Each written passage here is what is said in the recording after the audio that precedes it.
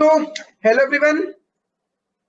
CS Executive Setting Up of Business Entities and Closure part C का lecture हमने last revision lecture में complete किया। Part C का revision हमने last lecture में कंप्लीट किया था और अब हम आज डिस्कस करेंगे पार्ट बी। तो पार्ट बी स्टार्ट करेंगे और पार्ट बी में भी हम स्टार्ट कर रहे हैं पार्ट बी के फर्स्ट चैप्टर से, chapter number 13, that is various initial registrations and licence. तो हम कोशिश करेंगे कि ये सारे वेरियस रजिस्ट्रेशंस जो हमें पढ़ाए जा रहे हैं और वेरियस लाइसेंसेस जो हमारे सिलेबस में दिए हुए हैं, will try to check it out और हम डिस्कस करने की कोशिश करेंगे सब कुछ चीजें। स्टार्ट करते हैं चैप्टर नंबर 13। जैसे ही हम पढ़ना स्टार्ट करते हैं, पहला ही रेफरेंस आता है पैन 10 और जीएसटी का, जो अल्टीमेटली कहीं ना कहीं मैटर ऑफ सब्जेक्ट है इनकम टैक्स का। तो पैन को लेकर इतना ही कि परमानेंट अकाउंट नंबर है which is issued by income tax department. दो तरह के फॉर्म इशू होते हैं, एक एप्लीकेशन के लिए और दूसरा एक अगर आपको मॉडिफिकेशन करवाना है तो फॉर्म ऑनलाइन भी आज की डेट में सबमिट हो सकता है 3 NSDL की वेबसाइट पर। बहुत ज्यादा यहाँ डिस्कस करने लायक हमारे लिए अभी नहीं है। Same is with 10 tax deduction and collection account number. जब हम पढ़ते हैं एसबीसी में तब तक आपने इनकम टैक्स पढ़ा हुआ नहीं होता है, तो कहीं ना कहीं पैन और 10 प्रॉब्लम क्रिएट करता है। But after reading the syllabus of income tax आपको ये दोनों क्लियर है। दो चीजें और होती है, tax deducted at source, tax collected at source. TDS और टीसीएस के लिए आपको जो नंबर लेना होता है उसे हम 10 कहते हैं, टैक्स डिडक्शन अकाउंट नंबर। और अगर आप उसके साथ कलेक्शन अकाउंट नंबर भी लेते हो तो उसे टीडी कैन कहते हैं, tax deduction and collection account number.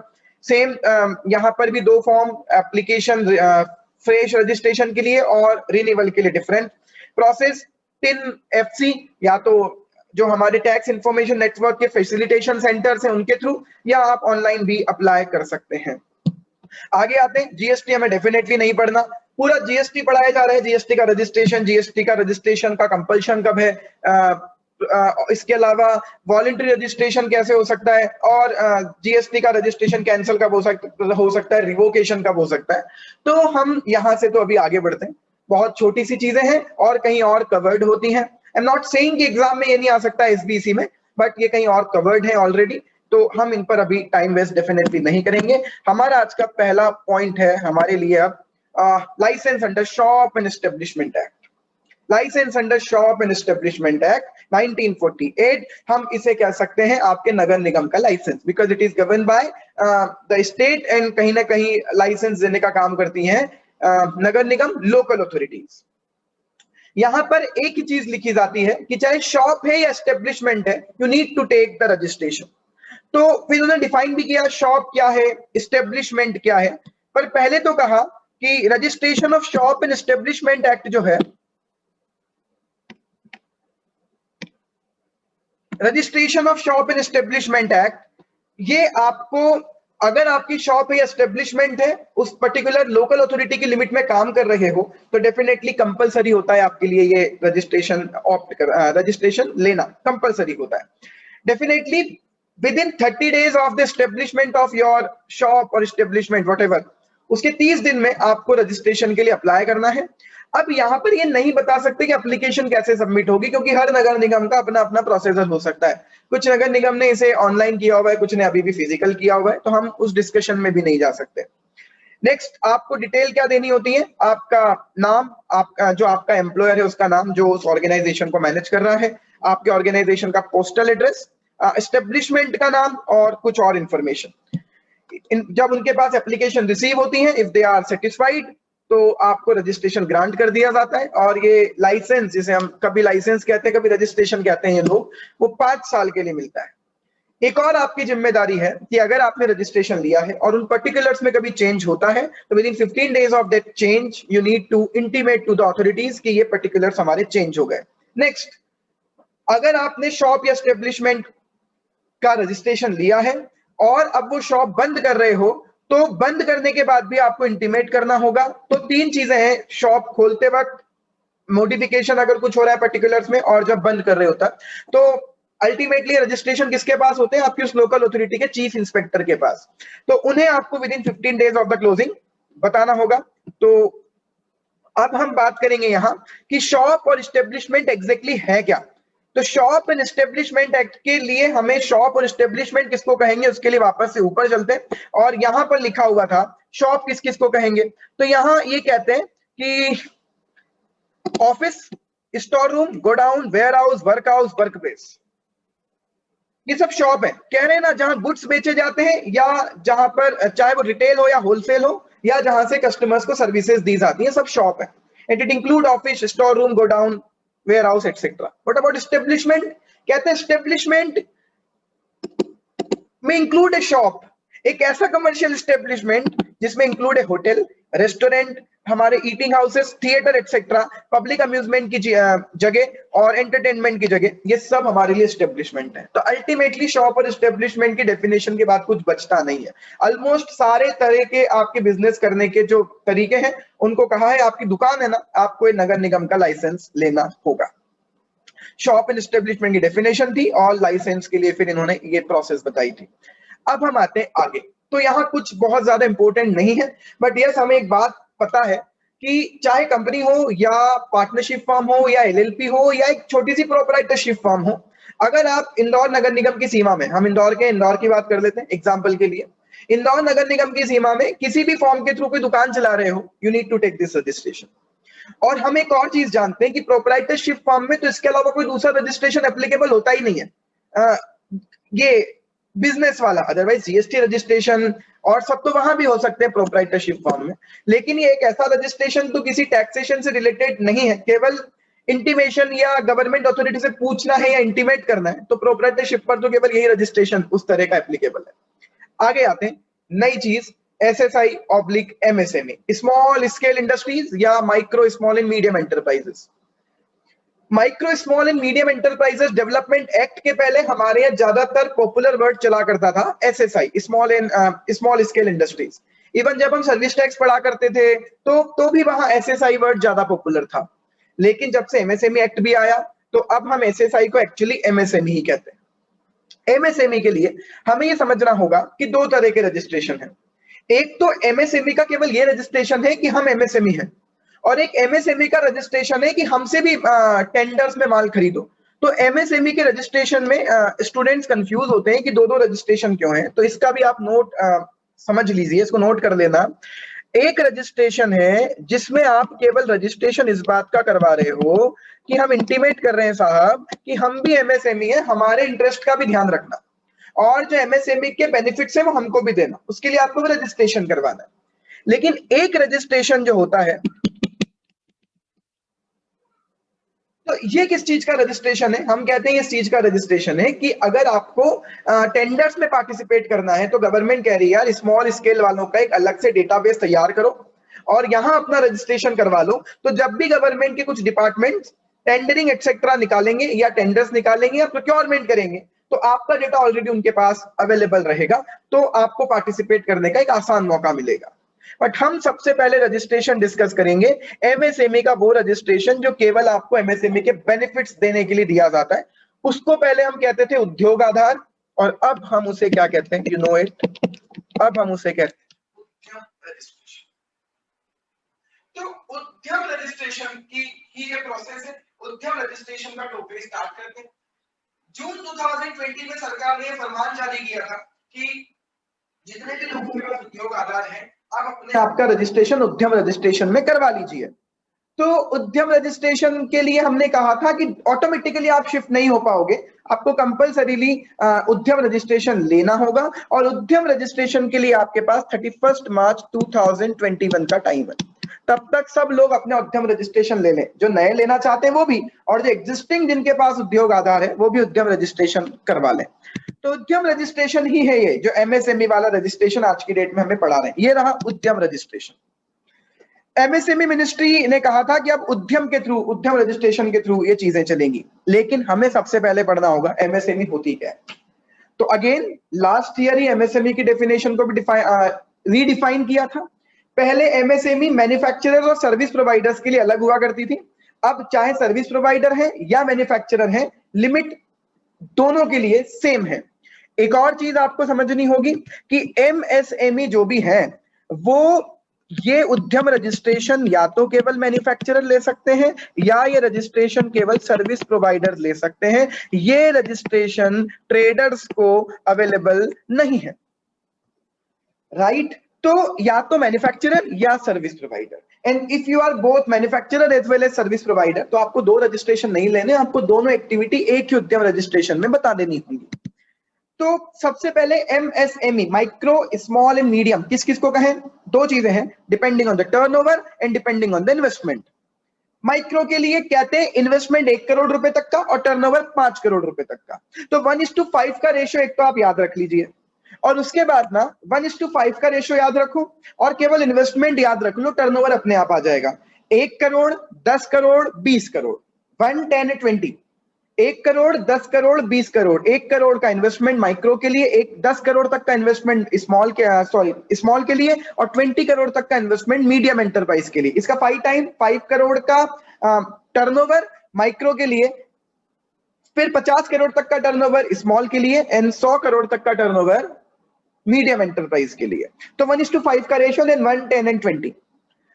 अब हम आगे आते हैं, एक और चीज है जो आपको ध्यान रखनी है कि यहां एंड लिखा हुआ है, तो इन्वेस्टमेंट भी with in the limit of 1 crore होना चाहिए एंड टर्नओवर भी with in the limit of 5 crore होना चाहिए, तब आपको माइक्रो कहेंगे।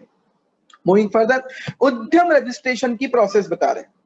उद्यम रजिस्ट्रेशन की प्रोसेस पूरी की पूरी ऑनलाइन है, और यहां पर कोई भी डिक्लेरेशन आपको किसी प्रैक्टिशनर से सर्टिफाई नहीं करवाना, सारे डिक्लेरेशन सेल्फ डिक्लेरेशन है। तो उद्यम रजिस्ट्रेशन के लिए आपको एक तो दो चीजें चाहिए, पैन और जीएसटी नंबर। और भी प्रॉब्लम थी लेकिन अब कंपलसरी किया गया कि पैन और जीएसटी आपके पास होना चाहिए। तो even if you belong to the small category और micro category, before applying to the GS Udyam, ये कहते हैं यार पैन और जीएसटी लिंक्ड है ये चीजें, तो पैन और जीएसटी आपके पास होना चाहिए। पैन और जीएसटी के लिंक से एक और उनको एडवांटेज है कि आपका जितना फाइनेंशियल डेटा वो पैन और जीएसटी की वेबसाइट से, सेंट्रलाइज्ड डेटाबेस से फैच कर पाएंगे, डेफिनेटली इस डेटाबेस को वहां से वो उठाएंगे भी, राइट। आगे आते हैं, जितने भी बिजनेस का अभी उद्योग आधार मेमोरेंडम वाला रजिस्ट्रेशन था या कोई और एमएसएमई का रजिस्ट्रेशन था, अब आपको उद्योग आधार की जगह उद्यम रजिस्ट्रेशन करवाना होगा। उद्यम रजिस्ट्रेशन के लिए गवर्नमेंट ने एक और चीज कही कि भैया उद्यम रजिस्ट्रेशन ना आपको केवल इसी वेबसाइट से मिलेगा, उद्यम registration.gov.in। जिस तरह से कहते हैं ना हमारी कोई और शाखा नहीं है, तो there is no any other medium of this registration. Udyam registration.gov.in is the only portal जिसके थ्रू आपको रजिस्ट्रेशन के लिए अप्लाई करना चाहिए। आगे आते, ना तो कोई ऑफलाइन एजेंसी है ना ही कोई ऑनलाइन एजेंसी है गवर्नमेंट की जो उद्यम रजिस्ट्रेशन आपका करवाए, तो किसी और को पैसे भी मत देना, आप खुद ही ऑनलाइन अप्लाई कर देना उद्यम रजिस्ट्रेशन के लिए। पैन, और 1 अप्रैल 2021 से कंपलसरी किया गया कि अगर आपको उद्यम रजिस्ट्रेशन लेना है तो पैन और जीएसटी दोनों कंपलसरी है। एक डाउट और आता है स्टूडेंट्स को कि क्या उद्यम रजिस्ट्रेशन केवल प्रोप्राइटरशिप फर्म को मिलता है? नहीं, एमएसएमई को मिलता है। अब वो एमएसएमई प्राइवेट लिमिटेड कंपनी भी हो सकती है, ओपीसी भी हो सकती है, एसोसिएशन ऑफ पर्सन भी हो सकता है, पार्टनरशिप फर्म भी हो सकती है, एलएलपी भी हो सकती है, एचयूएफ भी हो सकता है, एज वेल एज एक इंडिविजुअल भी हो सकता है। Those who are having turnover within the limit of the definition of MSME can apply for the उद्यम registration. As simple as that. आगे आते हैं, अब एक और चीज गवर्नमेंट ने कही। गवर्नमेंट कहती है सिंगल विंडो सिस्टम है साहब, सारा काम यही हो जाएगा उद्यम रजिस्ट्रेशन का, और इसके अलावा कोई दूसरा पोर्टल है भी नहीं। नाउ उद्यम रजिस्ट्रेशन का कोई रिन्यूअल नहीं होगा, ये परमानेंट रजिस्ट्रेशन है। हालांकि हमें ये नहीं पता कि उद्यम रजिस्ट्रेशन भी परमानेंट है या नहीं, क्योंकि किसी जमाने में इसको डीआईसी का रजिस्ट्रेशन कहा जाता था, डिस्ट्रिक्ट इंडस्ट्रियल सेंटर।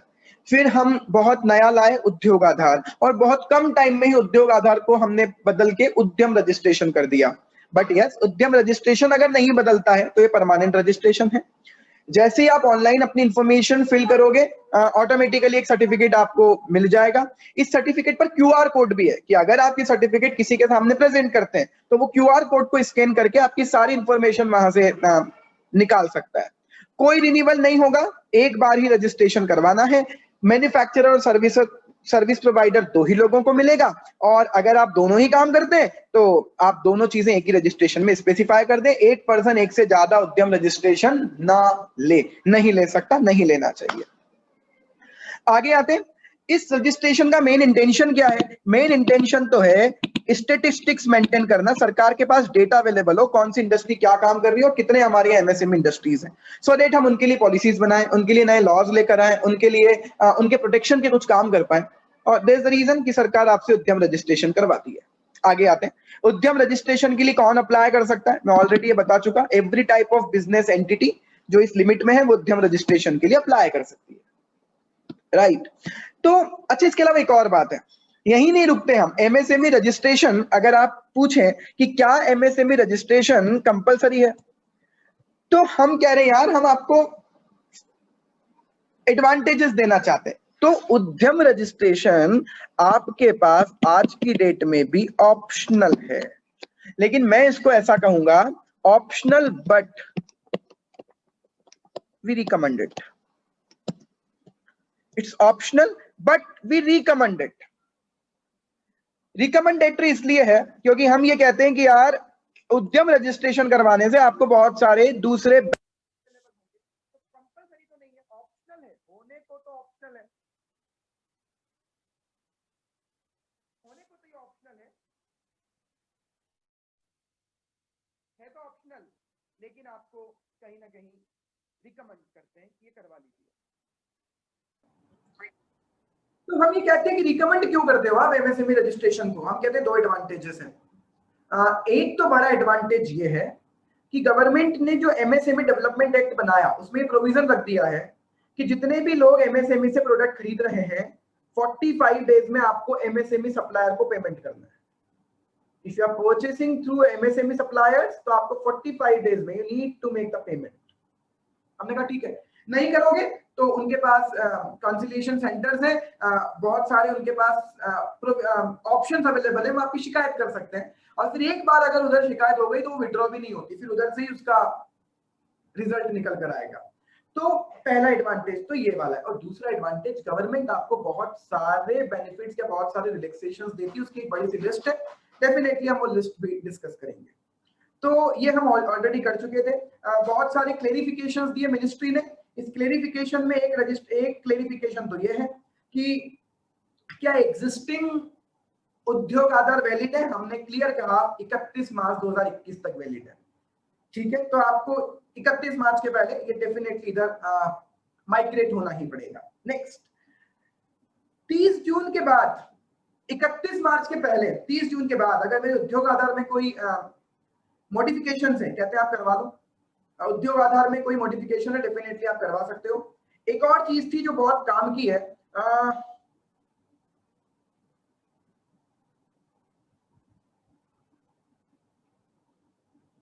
ये वैल्यू ऑफ प्लांट मशीनरी और इक्विपमेंट। क्योंकि आप क्या कहते हो, माइक्रो रहोगे या स्मॉल या मीडियम, ये डिपेंड करता है आपका प्लांट एंड मशीनरीज में इन्वेस्टमेंट कितना है।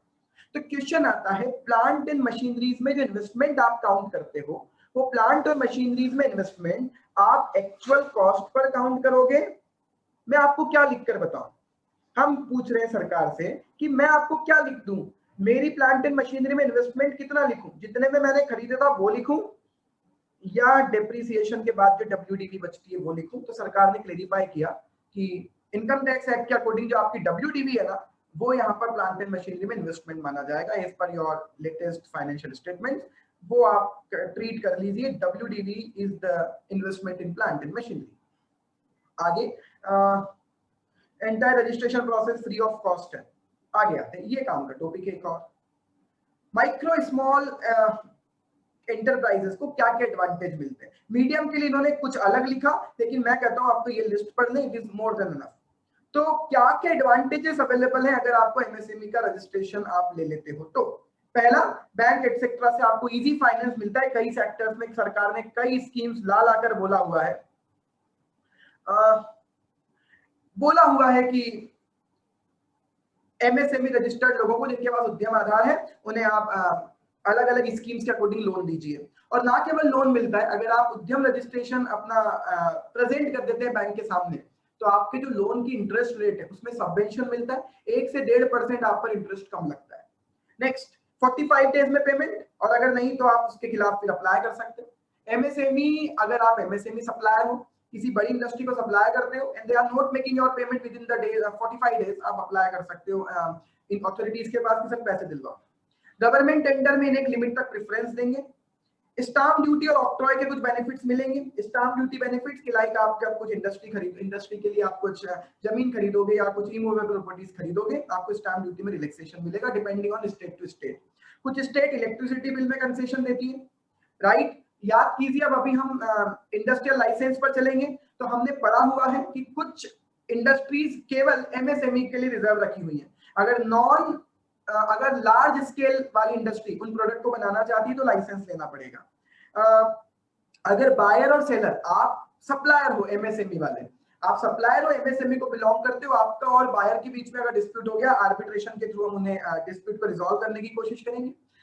कुछ स्टेट्स कहती हैं, या ऐसा भी है, ये आईएसओ का मैटर है कि आईएसओ की जो सर्टिफिकेशन के एक्सपेंसेस हैं वो आपको या तो रिलैक्सेशन कर देंगे या कम कर देंगे। डिफरेंशियल रेट ऑफ इंटरेस्ट आपको मिलेंगी, जो मैंने अभी कहा कि आपको रेट ऑफ इंटरेस्ट थोड़ी सी कम होगी। किसी जमाने में एक्साइज से एग्जम्पशन दी जाती थी, अब तो एक्साइज एग्जिस्ट ही नहीं करता। डायरेक्ट टैक्स लॉ से एग्जम्पशन है, ऐसा अभी स्पेसिफिक डायरेक्ट टैक्स लॉ में कोई प्रोविजन नहीं, स्टार्टअप्स को लेकर है, राइट। किसी पर्टिकुलर जगह पर लगाओगे इंडस्ट्री, वहां को लेकर है, स्पेसिफिकली ऐसा कुछ नहीं। ये देखिए एनएसआईसी का आपको रजिस्ट्रेशन मिल सकता है अगर आप एमएसएमई को बिलोंग करते हो तो, जिसके थ्रू गवर्नमेंट टेंडरिंग होती है। नाउ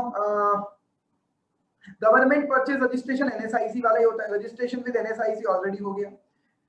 सीजीएसटीआई जो गवर्नमेंट की क्रेडिट गारंटी फंड है, वो कहता है कि अगर आप एमएसएमई को लोन दोगे, कई बैंकों को कहता है अलग अलग स्कीम के थ्रू, जैसे हम स्टार्टअप में सीजीटी एसएमई स्कीम पढ़ते थे, credit guarantee trust for small and medium enterprise, वो कहता है 10 लाख रुपए से 1 करोड़ रुपए तक का लोन दो आप इन स्मॉल इंडस्ट्री वाले मैन्युफैक्चरर्स को, तो गवर्नमेंट गारंटी देगी। विदाउट कोलेट्रल लोन दो, गवर्नमेंट गारंटी देगी।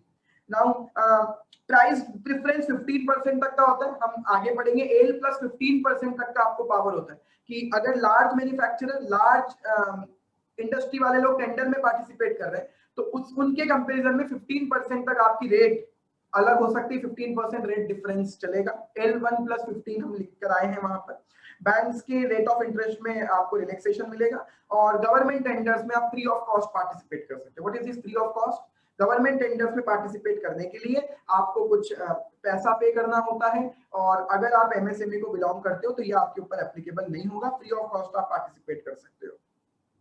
फिर यहाँ पर एक काम की चीज यहाँ है, लास्ट पैराग्राफ, कि 45 डेज में अगर आपका पेमेंट नहीं मिला, बायर ही इंश्योर कर ले कि एमएसएमई वाले सप्लायर से अगर खरीदा हुआ 45 डेज में इंश्योर कर लीजिए, पेमेंट कर दिया, नहीं तो वो बंदा जा सकता है MSEFC, micro small enterprise facilitation council, और फिर वहां जाकर काउंसिलेशन और आर्बिट्रेशन प्रोसेस होगी। एक बार यह एप्लीकेशन सबमिट हो गई तो विड्रॉ भी नहीं होती, फिर यहीं के थ्रू आपका मैटर रिजॉल्व होगा। तो बायर को इसलिए इंश्योर कर लेना चाहिए कि इस लफड़े में ना पड़े और अपना पेमेंट कर दे एमएसएमई वाले लोगों। नाउ रजिस्ट्रेशन प्रोसेस यहाँ काम का नहीं है, अब काम आएगा डायरेक्टली, यहाँ तक कुछ भी नहीं था ऐसा कुछ, काम अब आएगा यहां से, NSIC registration. Small industries corporation है, गवर्नमेंट सबसे कुछ प्रोडक्ट्स की सबसे बड़ी कंज्यूमर या बायर, कंज्यूमर तो नहीं कह सकते, बायर कह सकते हैं, कुछ प्रोडक्ट की सबसे बड़ी बायर गवर्नमेंट है। गवर्नमेंट के अलग अलग डिपार्टमेंट बहुत सारी प्रोक्योरिंग करते हैं टेंडर्स के थ्रू। तो क्या इन्होंने कहा कि एक अथॉरिटी एनएसआईसी को कहा कि यार हर टेंडर में ना, हर टेंडर अलग अलग अथॉरिटी निकालती है। पहली बात तो इन छोटे लोगों को पता नहीं चलता कब कब टेंडर आ रहे हैं। दूसरी बात, फिर टेंडर अलग अलग अथॉरिटी निकालती है, तो जब जब भी आप किसी अथॉरिटी के पास टेंडर के लिए अप्लाई करते हो ना, तो होता क्या है कि वो अथॉरिटी पहले आपकी सारे डॉक्यूमेंट्स चेक करती है और फिर आपको सबसे पहले तो ये बोलती है कि आप टेंडर में पार्टिसिपेट भी कर सकते हो या नहीं कर सकते। उसके बाद फिर आप टेंडर में पार्टिसिपेट कीजिए। एनएसआईसी ने कहा यार ये काम अब हमको दे दो। जितने भी एमएसएमई वाले लोग गवर्नमेंट टेंडर्स में पार्टिसिपेट करना चाहते हैं, हमारे पास कुछ बड़े छोटे बड़े मिला के बहुत 8-10 डिपार्टमेंट्स, इनकी प्रोक्योरिंग हमारे थ्रू होती है। आप एमएसएमई वाले लोग हमारे पास एनएसआईसी का रजिस्ट्रेशन करवा लो, तो एक बार में हम आपकी सारी चेकिंग कर लेंगे, and once you get registered with us, हम डायरेक्टली आपका डेटा इन डिपार्टमेंट्स को भेज देंगे और फिर टेंडरिंग में आप पार्टिसिपेट कर लेना। लेकिन ये भी कंपलसरी नहीं है, ये भी आपको ऑप्शन है, आपके पास ऑप्शन है कि आप एनएसआईसी का रजिस्ट्रेशन लेना चाहते हैं या नहीं, बट लेते हैं तो टेंडरिंग में ही आपको हेल्प मिलेगी। तो एनएसआईसी रजिस्ट्रेशन मिलने के हर 2 साल बाद आपको रिन्यू करवाना होता है, और जनरली एनएसआईसी रजिस्ट्रेशन आपको काम करते हुए 1 साल हो जाए उसके बाद ही मिलता है। अगर 1 साल नहीं हुआ उसके पहले ही करवाना है तो प्रोविजनल रजिस्ट्रेशन मिलेगा, जिसको आपको बाद में फिर फाइनल करवाना होगा, राइट। अब यहाँ पे कुछ नाम लिखे होंगे, ये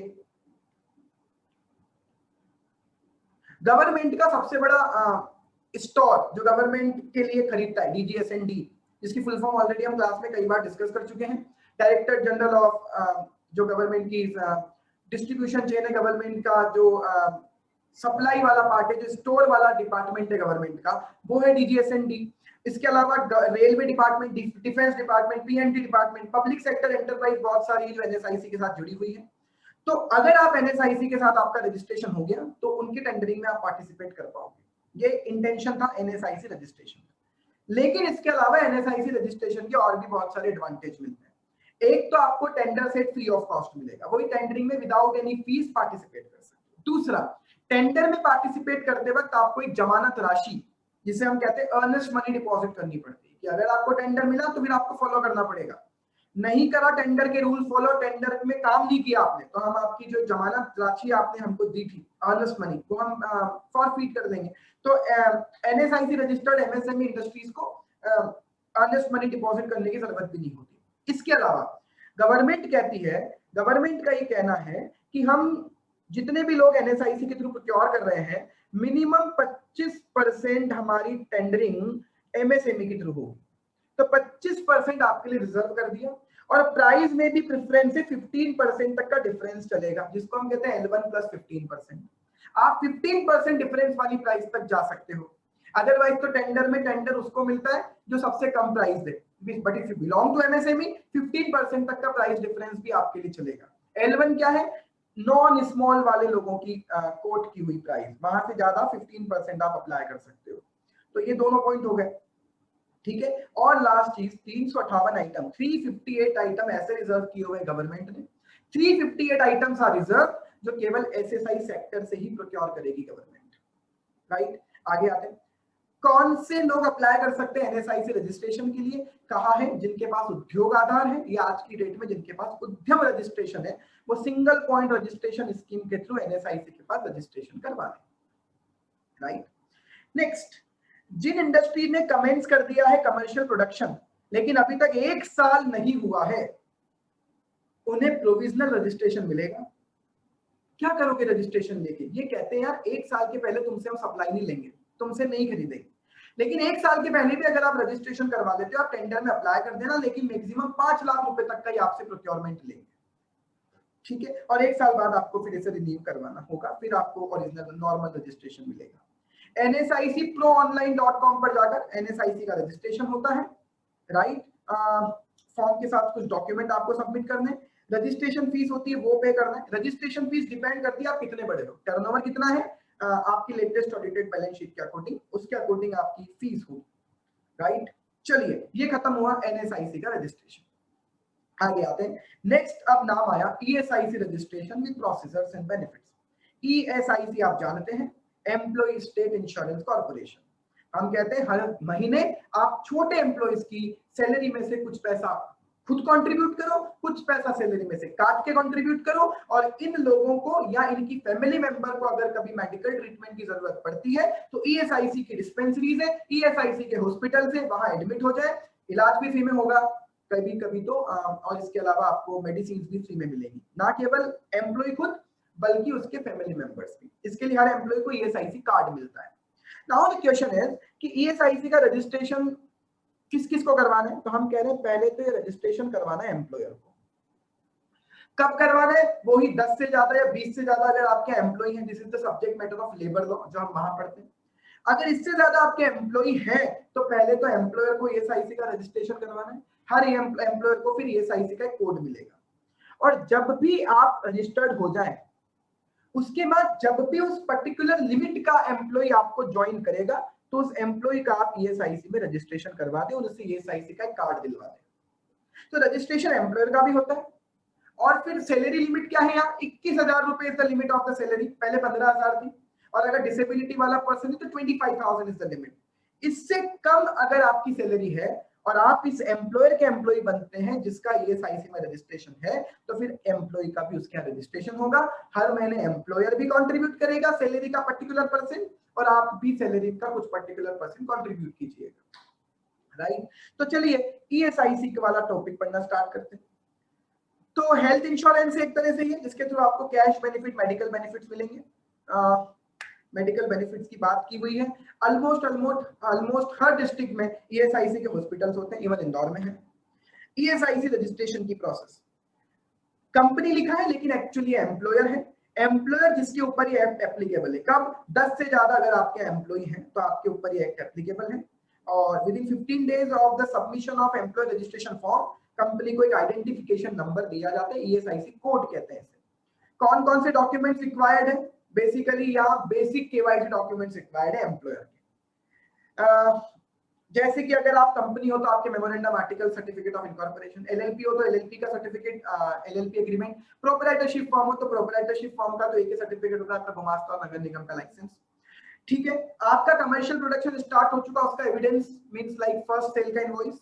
ठीक है, अगर आप एलएलपी हो तो पार्टनर्स की डिटेल, शेयर होल्डर कंपनी हो तो शेयर होल्डर की डिटेल, डायरेक्टर्स की डिटेल, इनकी केवाईसी डॉक्यूमेंट्स, जिस एंटिटी का रजिस्ट्रेशन होगा उसका पैन कार्ड, और जो लोग उसको चलाएंगे डायरेक्टर्स या एलएलपी है तो पार्टनर्स, उनके केवाईसी डॉक्यूमेंट्स और एम्प्लॉइज की लिस्ट, ये आपको बेसिकली सबमिट करनी होती है।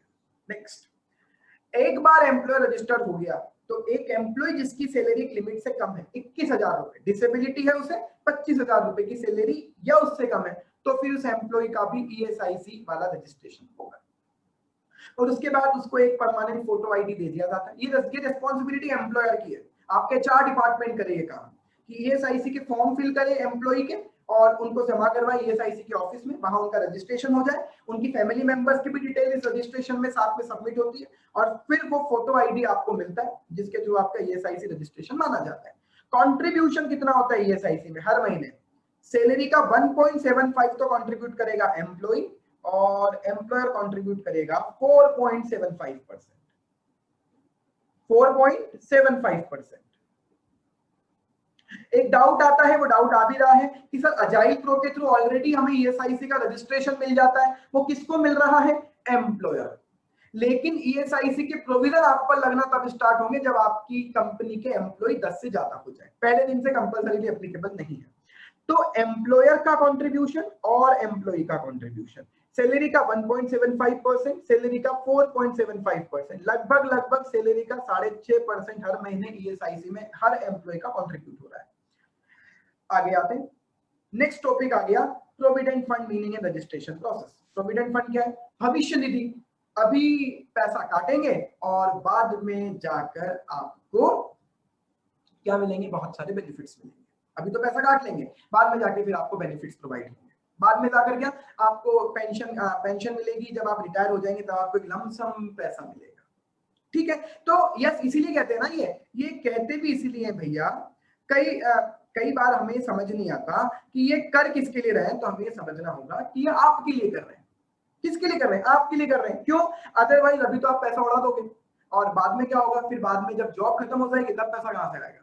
हम कहते हैं अभी थोड़ा सा पेशेंस रख लीजिए तो फ्यूचर आपका अच्छा होगा। अच्छा, ये बात हम भी कहते हैं आपसे कि अभी थोड़ा सा पेशेंस रख के पढ़ाई कर लीजिए, फ्यूचर अच्छा होगा।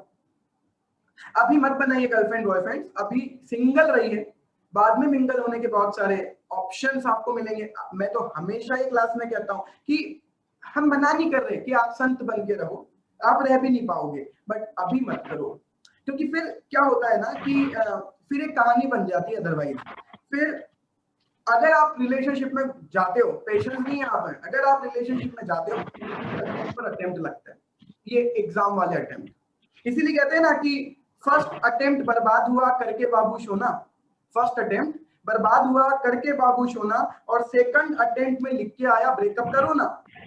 थर्ड अटेम्प्ट में जब सिंगल था तो एग्जम्पशन मेरी आई, देखो जैसे सिंगल हुआ थर्ड अटेम्प्ट में, जब सिंगल था तो एग्जम्पशन मेरी आई, और फोर्थ अटेम्प्ट में फिर फेल हुआ जब गर्लफ्रेंड नहीं बनाई। तो इसलिए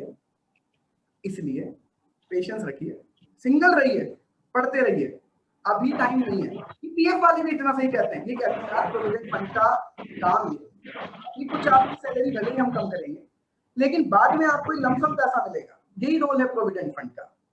thank you so much, thanks a lot for your thank you so much for your compliments. तो कंटिन्यू करते, कुछ लोगों को मजा आ गया। जो सिंगल है उनको तो मजा आ गया, जो मिंगल्ड है वो कह रहे हैं यार क्या बकवास कर रहे हो, we don't believe in it. हम तो आपको बाबू सोना करके भी पास होके दिखाएंगे। बिल्कुल, मैं आपको बददुआ नहीं दे रहा, बिल्कुल होकर बताइए, आप एग्जाम्पल सेट कीजिए, बहुत अच्छा है, हम मना नहीं करते बिल्कुल। डीप में एक्सपीरियंस है, बिल्कुल। एक्सपीरियंस कैसे आया ये भी मैं आपको बता देता हूं। मैं चाणक्य जी को बहुत फॉलो करता हूं। चाणक्य जी कहा करते थे कि अपने ऊपर एक्सपेरिमेंट करने की आपकी उम्र बहुत कम है, इसलिए दूसरे लोगों के एक्सपीरियंस से सीख लो। तो मैंने दूसरे लोगों से बहुत सीखा हुआ है, तो एक्सपीरियंस बहुत है, लेकिन मेरे खुद के नहीं, दूसरों के देखकर मैं बहुत सीखा हुआ हूं। चलिए हम कंटिन्यू करते हैं। तो प्रोविडेंट फंड का पॉइंट भी इतना ही है। प्रोविडेंट फंड अगेन आप पर एप्लीकेबल कब है, जब आपके यहाँ 20 से ज्यादा एम्प्लॉय है, और 20 से कम भी एम्प्लॉय है तो वॉलंटरीली एम्प्लॉयर प्रोविडेंट फंड का रजिस्ट्रेशन करवा सकता है। सेम है ईएसआईसी में भी, जैसे पहले एम्प्लॉयर का रजिस्ट्रेशन होगा फिर उस एम्प्लॉयर के यहाँ एम्प्लॉय, वैसे ही पीएफ में भी पहले एम्प्लॉयर का रजिस्ट्रेशन होगा, और फिर हर महीने सैलरी का एक पर्टिकुलर परसेंट, जो जनरली 12% है, वो आपको प्रोविडेंट फंड में कॉन्ट्रीब्यूट करना पड़ेगा।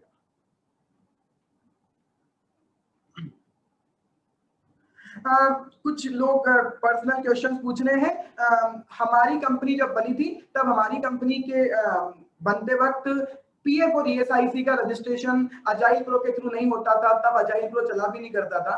तो अब ये सब बहुत सेंसिटिव बातें हैं जो आप कर रहे हो, इनका आंसर में लाइव सेशंस में, और फिर वो भी जो यूट्यूब और सब जगह जाएगा वहां देना उचित नहीं समझता। चलिए तो हम आगे बढ़ते हैं। No personal questions.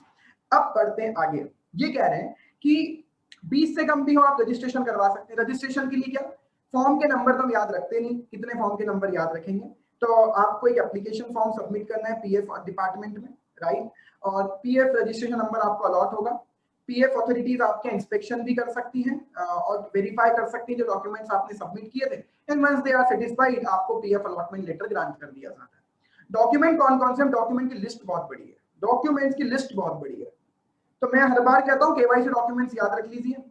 Point number 1 to 6 तक तो एंटिटी के डॉक्यूमेंट्स है कि कंपनी हो तो मेमोरेंडम आर्टिकल, एलएलपी हो तो एलएलपी एग्रीमेंट, एचयूएफ हो तो एचयूएफ डीड, प्रोप्राइटरशिप फॉर्म हो तो बेसिक डिटेल्स, राइट। वो तो यहां डॉक्यूमेंट्स बहुत सारे हैं, तो आप कुछ काम की चीजें याद रख लें। एक तो आपका कमेंसमेंट हो गया ना, उसका प्रूफ यहाँ सबसे इंपॉर्टेंट होता है, तो फर्स्ट सेल का इनवॉइस, ठीक है। आपका इनकॉर्पोरेशन सर्टिफिकेट कंपनी हो तो कमेंसमेंट का सर्टिफिकेट आरओसी से मिलता है वो, अब तो ये भी काम होता है। फिर उसके बाद कुछ काम की चीजें जो आप याद रख सकते हो, लाइसेंस और permission by the municipal authority, वही नगर निगम का लाइसेंस अगर है तो ये चीजें आप बेसिकली याद रख लें। मैं नहीं मानता कि इतने सारे स्पेसिफिक डॉक्यूमेंट आप याद कर पाओगे, I don't agree about it, तो इसे हम स्किप कर सकते हैं एज ऑफ नाउ। आगे आते हैं, एक बहुत इंपॉर्टेंट रजिस्ट्रेशन जो मुझे भी लगता है एग्जाम के लिए भी डेफिनेटली इंपॉर्टेंट है, एग्जाम के लिए भी इंपॉर्टेंट रजिस्ट्रेशन है, इंपॉर्टेंट टॉपिक है, फॉरेन कंट्रीब्यूशन रेगुलेशन एक्ट का registration, FCRA, foreign contribution regulation act. हम कहते हैं बिना इस रजिस्ट्रेशन के कोई भी नॉन गवर्नमेंट ऑर्गेनाइजेशन, कोई भी ट्रस्ट एक्सेट्रा बाहर से फॉरेन फंड एक्सेप्ट ना करे। तो इसी बात का रजिस्ट्रेशन होता है एफसीआरए का रजिस्ट्रेशन।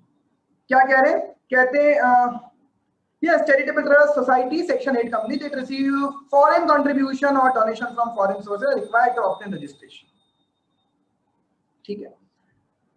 आगे आते हैं वो ऑर्गेनाइजेशन। अब यहां पर दो चीजें हैं, इन दो चीजों को भी पहले हम अलग से समझ लेते हैं।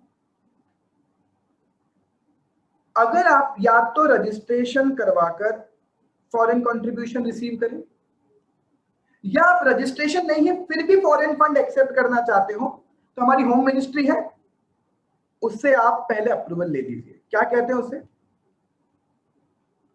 Prior approval route. यस, तो prior approval route is also there, वो भी आप यूज कर सकते हो, बट वो इतना इजी नहीं है फिर, और हर बार कैसे प्रायर अप्रूवल लेकर आओगे। तो बेटर है अगर आप रेगुलरली रिसीव करना चाहते हो, get the registration of FCRA, right. Preferable क्या है, नॉन प्रॉफिट ऑर्गेनाइजेशन, तीन ही फॉर्म में बनता है, ट्रस्ट, सोसाइटी, सेक्शन 8 कंपनी, तो प्रिफरेबल है वही इस चीज का रजिस्ट्रेशन है। नेक्स्ट, हर किसी को नहीं देंगे।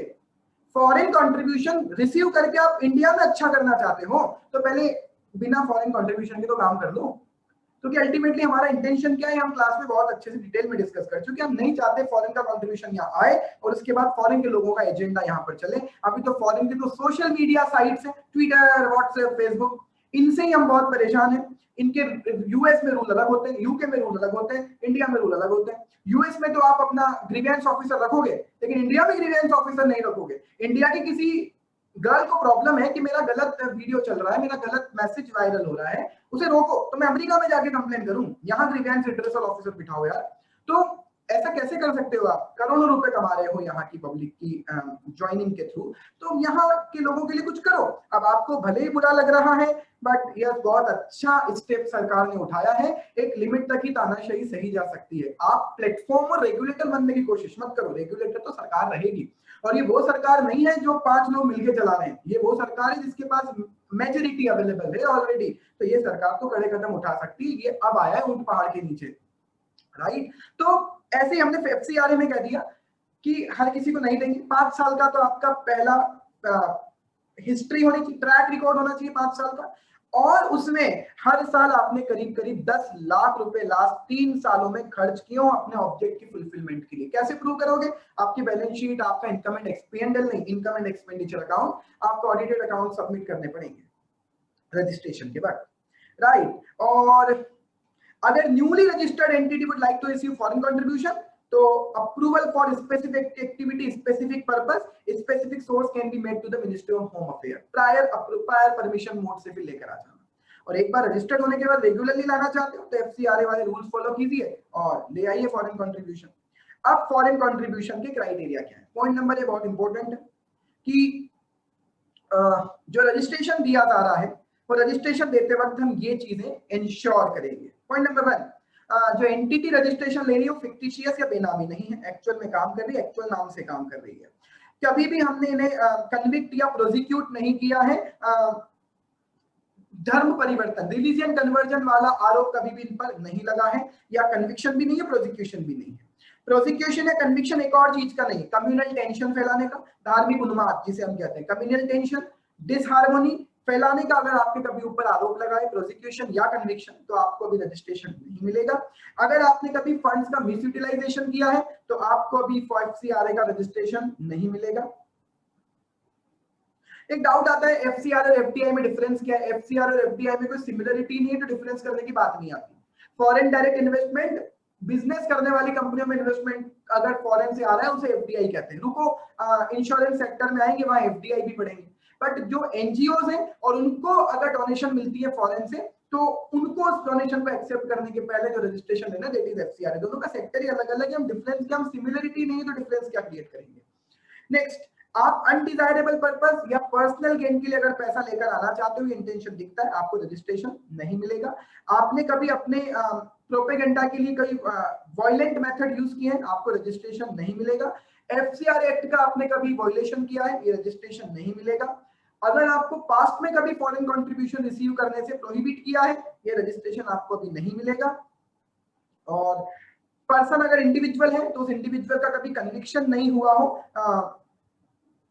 कभी भी उस पर कभी भी किसी भी तरह का आरोप नहीं लगा हो, और अगर वो नॉन इंडिविजुअल है तो यही चीज फॉलो करनी है उसके डायरेक्टर्स या पार्टनर्स।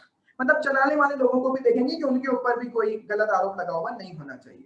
नेक्स्ट, आपको क्या ध्यान रखना है? कौन को? जो फॉरेन कंट्रीब्यूशन रिसीव करने वाली संस्था है, ऑर्गेनाइजेशन, उसे क्या ध्यान रखना है कि आपके अभी तो हमने देखा कि हम रजिस्ट्रेशन देते वक्त ये देखेंगे, रजिस्ट्रेशन मिल गया, अब आपकी क्या जिम्मेदारी है कि आप कभी भी फॉरेन कंट्रीब्यूशन रिसीव करके कौन से काम ना करें। ऐसे काम ना करें जिससे भारत की एकता और अखंडता को नुकसान पहुंचे, भारत की सुरक्षा को खतरा हो, भारत की पब्लिक इंटरेस्ट, आम आदमी की लाइफ को खतरा हो, भारत की फ्रीडम या फेयरनेस ऑफ इलेक्शन, जिसकी वजह से इलेक्शन की फेयरनेस या फ्रीडम को खतरा हो, हमारे फॉरेन स्टेट के साथ जो मित्रपूर्ण व्यवहार है, फॉरेन फ्रेंड रिलेशन है, उन्हें खतरा ना हो। जैसे आप देखिए, अभी कई लोग पूछते भी थे कि हमारे काम करने से कैसे कभी हमारे फॉरेन कंट्री के साथ रिलेशन खराब हो सकते हैं। आप देखिए ना, अरविंद केजरीवाल जी के बड़बोलेपन की वजह से एक ट्वीट किया कि सिंगापुर वेरिएंट बहुत खतरनाक है। सिंगापुर ने आंखें दिखा दी हमको, डांट दिया उनको। कौन सा सिंगापुर वेरिएंट? सिंगापुर वेरिएंट जैसा कोई वेरिएंट ही नहीं है भाई साहब, सोच समझ के बोलो। चुप हो गए ना। अगर उसी पर हम स्टैंड ले लेते, गवर्नमेंट कहती थी नहीं सिंगापुर वेरिएंट है, या इनकी बेइज्जती नहीं होती, तो सिंगापुर के साथ हमारे रिलेशन खराब हो गए होते। राइट। तो friend relations with foreign state आपके कंट्रीब्यूशन रिसीव करने से खराब नहीं होने चाहिए हमारे। और हमारे देश में जो ये सामाजिक सौहार्द फैला हुआ है, जो अच्छे लोग हैं हमारे, हार्मोनी बनी हुई है हमारी, communal harmony, religious harmony, social, linguistic, regional groups में जो हार्मोनी है, खराब नहीं होनी चाहिए आपके कंट्रीब्यूशन रिसीव होने से। एंड लास्ट, आपके फॉरेन कंट्रीब्यूशन रिसीव करने से वो काम मत करना जिससे ऑफेंस का इंसाइटमेंट हो, आप अपराध करने की तरफ जाए, या लोगों की फिजिकल सेफ्टी को एंडेंजरमेंट हो, उनके लोगों की सेफ्टी को खतरा हो जाए आपके कंट्रीब्यूशन रिसीव करने से, ऐसा कंट्रीब्यूशन आप रिसीव नहीं करेंगे। तो ये कॉमन क्वेश्चन है जो एग्जाम में आ सकते हैं। करना क्या होता है, नीति आयोग का दर्पण पोर्टल है, तो याद क्या रखना है, दर्पण पोर्टल ऑफ नीति आयोग, उसके पास आपको रजिस्ट्रेशन के लिए अप्लाई करना है दर्पण आईडी के थ्रू। आपके पास पहले दर्पण आईडी होनी चाहिए, उसके थ्रू आप ऑनलाइन अप्लाई कीजिए FC3 फॉर्म भर के। ठीक है, क्या क्या सबमिट करना है, आपका जो एसोसिएशन है, ट्रस्ट है, सोसाइटी एटसेट्रा, उसका रजिस्ट्रेशन सर्टिफिकेट, आपका मेमोरेंडम एंड आर्टिकल की सेल्फ सर्टिफाइड कॉपी, आपकी पिछले 3 सालों की एक्टिविटी रिपोर्ट, कि आपने पिछले 3 साल में क्या ऐसा अच्छा काम किया है, उनकी एक्टिविटी रिपोर्ट दीजिए। 3 साल के आपके audited financial statement that include balance sheet, asset liability, income and expenditure account, receipt and payment account, ये आपको सबमिट करने पड़ेंगे। FCRA का रजिस्ट्रेशन अगर आपको ग्रांट कर दिया गया 5 साल के लिए वैलिड होगा, और उसके बाद रिन्यूअल करवाना है, अदरवाइज रजिस्ट्रेशन कैंसिल। रिन्यूअल के लिए 6 महीने पहले अप्लाई करना। पॉल्यूशन वाला मैटर ऑलरेडी पॉल्यूशन वाले चैप्टर में पढ़ते हैं, बकवास है यहाँ के लिए। नेक्स्ट इंपॉर्टेंट टॉपिक है, अगेन 5 मार्क के लिए important topic, import export code. Short में क्या कहते हो इसे, शॉर्ट में कहते हो IEC।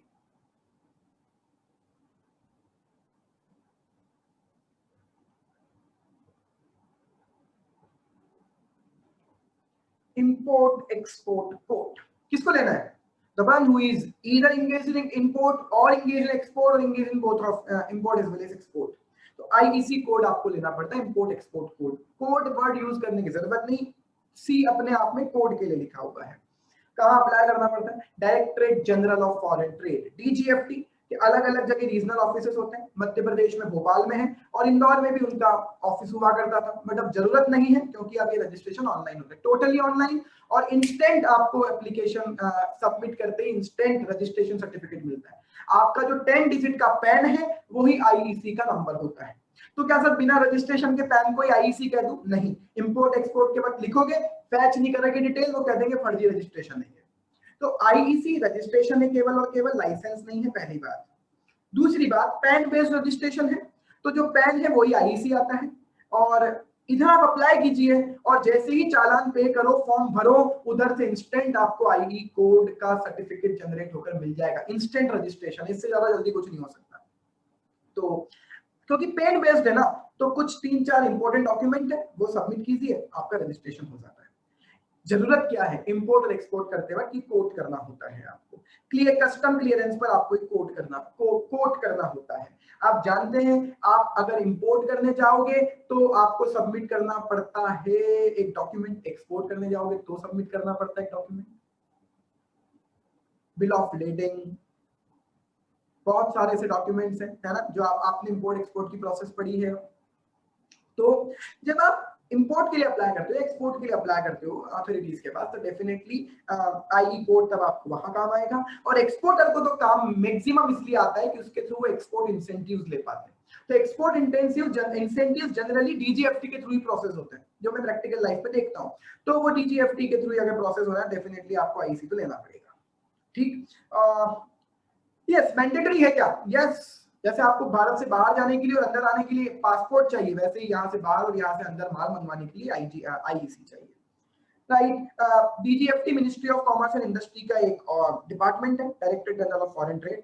36 ब्रांचेस है, रीजनल ऑफिसेज है, भोपाल में भी इनका एक जुरिस्डिक्शन है, रीजनल ऑफिस। IEC रजिस्ट्रेशन के लिए आपको जोनल ऑफिस, रीजनल ऑफिस और DGFT अप्लाई करना पड़ता है, बट एक्चुअली ये ऑनलाइन ही अप्लाई करना है। तो ऑनलाइन आपको बस ड्रॉप डाउन लिस्ट में से सेलेक्ट करना होता है कि फॉर एग्जांपल आप इंदौर की कंपनी हो, तो आपका रीजनल ऑफिस कौन सा पड़ता है, तो आप सेलेक्ट करोगे भोपाल। ठीक है, नेक्स्ट किसको मिलता है, एक इंडिविजुअल को भी IEC मिल सकता है। Individual proprietorship firm, LLP, partnership firm, company, कोई भी जो इंपोर्ट एक्सपोर्ट करना है वो IEC ले सकता है। ठीक है, आपको सबसे पहले तो एक फॉर्म भरना पड़ता है ANF2A, आयात निर्यात फॉर्म, इंपोर्ट और एक्सपोर्ट को यही कहते हैं।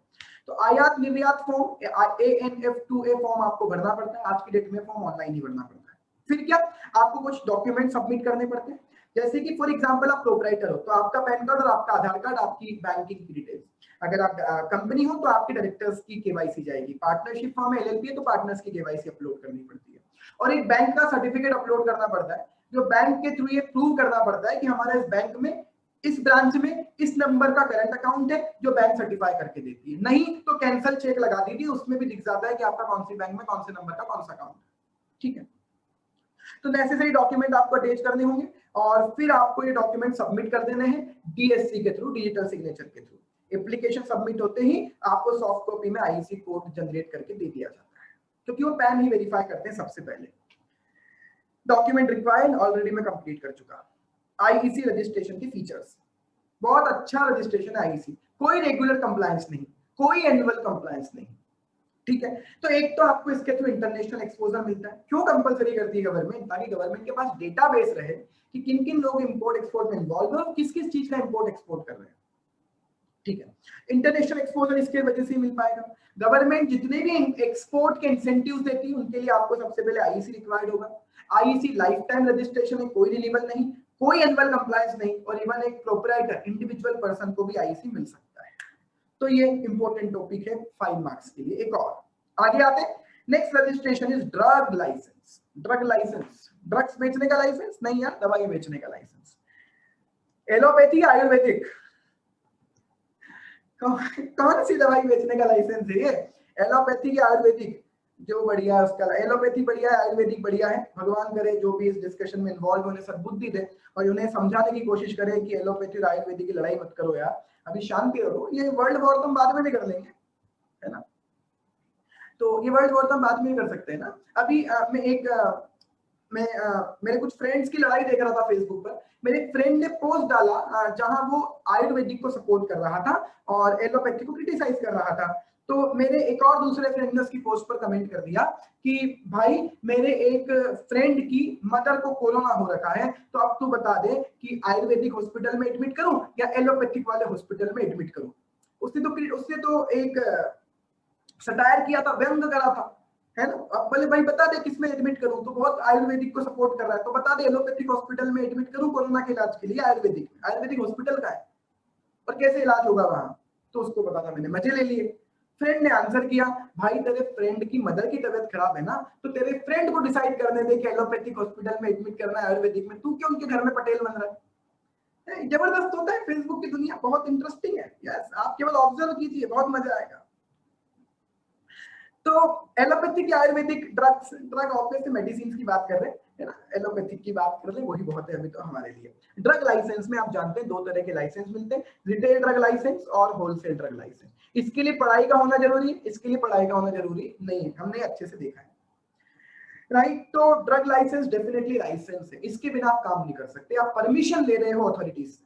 कौन देता है permission? Central drug standards authority है या स्टेट ड्रग स्टैंडर्ड अथॉरिटी है। ठीक है, तो generally state drugs standard authorities होती है जिनके पास आपको अप्लाई करना पड़ता है। तो स्टेट ड्रग कंट्रोल ऑर्गेनाइजेशन अलग है, सेंट्रल ड्रग कंट्रोल ऑर्गेनाइजेशन अलग है। ठीक है, तो ड्रग लाइसेंस की हम पॉइंट पर आ जाते हैं। ठीक है, रिटेल ड्रग लाइसेंस आप जानते हो उसको ही मिलेगा जिसने फार्मा में कुछ डिग्री हासिल की हुई, like B pharma, bachelor of pharmacy. ठीक है, ड्रग लाइसेंस ऑब्टेन करने के लिए आपके पास एक दुकान होनी चाहिए, चाहे किराए पर। कितनी? Minimum 10 square metre, 10 square feet नहीं, 10 स्क्वायर मीटर, बहुत बड़ा, मतलब वो बड़ा होता है। ठीक है, to start a medical shop, pharmacy या होलसेल आउटलेट। अगर फार्मेसी बिजनेस रिटेल और होलसेल दोनों का है तो फिर आपको 15 स्क्वायर मीटर कम से कम जगह आपको ऑक्यूपाई करनी पड़ेगी। स्टोरेज फैसिलिटी, यस, आपकी दुकान में रेफ्रिजरेटर, एयर कंडीशन होना चाहिए, क्योंकि कई दवाइयां, कई कई वैक्सीन केवल आपको फ्रीज में रखनी होती है, एक पर्टिकुलर टेम्परेचर में रखनी होती है। स्पुतनिक को ले लो, है ना, रशियन है, तो डेफिनेटली उसका भी एक टेम्परेचर उसको मेंटेन करना होगा। तो डेफिनेटली कहाँ मिलेगी, कैसे मिलेगी? तो हॉस्पिटल्स में आएगी स्पुतनिक थोड़े दिनों बाद। टेक्निकल स्टाफ, होलसेल का लाइसेंस अगर है तो रजिस्टर्ड फार्मासिस्ट की प्रेजेंस में होना चाहिए। ठीक है, या उस पर्सन की प्रेजेंस में होना चाहिए जो ग्रेजुएट है और 1 साल का एक्सपीरियंस है ड्रग वाले बिजनेस में। ड्रग मतलब ये दवाइयां, ड्रग मतलब दीपिका पादुकोण और बॉलीवुड इंडस्ट्री वाला ड्रग नहीं। और या उसने सीनियर सेकेंडरी पास किया हुआ 400 का एक्सपीरियंस है, तो यहाँ इतनी टेक्निकल नॉलेज की जरूरत नहीं। लेकिन रिटेल में कहते हैं कि रिटेल में दुकान पर हमेशा वो व्यक्ति हो, उसकी प्रेजेंस में ही रिटेल वाली दवाइयां बिकनी चाहिए जिसके पास जो रजिस्टर्ड फार्मासिस्ट है। ठीक है, तो ये तय है कि होलसेल ड्रग लाइसेंस के लिए हमें फार्मा की डिग्री की रिक्वायरमेंट नहीं होती, लेकिन रिटेल ड्रग लाइसेंस के लिए होती है। यस, ये देखिए, ये लिख रहा है, उसमें लिखा था retail drug license is only issued to person who possess a degree or diploma, but the above condition are relaxed in case of wholesale drug license. चलिए, डॉक्यूमेंट्स वही बेसिक डॉक्यूमेंट्स हैं आपकी केवाईसी। और काम के डॉक्यूमेंट कौन कौन से? एक तो जो फीस है ड्रग लाइसेंस उसका चालान, ये प्रीमाइस का क्ली प्लान, साइट प्लान, जब तो जगह बता पाओगे कहाँ कहाँ कैसे कैसे क्या रखोगे वो बता पाओगे। Basis of position of premise, ये प्रीमाइस आपका है, बोले हाँ रजिस्ट्री दे दो, रजिस्ट्री की कॉपी, किराए पे लिया रेंट एग्रीमेंट दे दो, किराया अगर खुद की है तो प्रूफ ऑफ ऑनरशिप दे दो, अदरवाइज रेंटेड है तो रेंट एग्रीमेंट दे दो।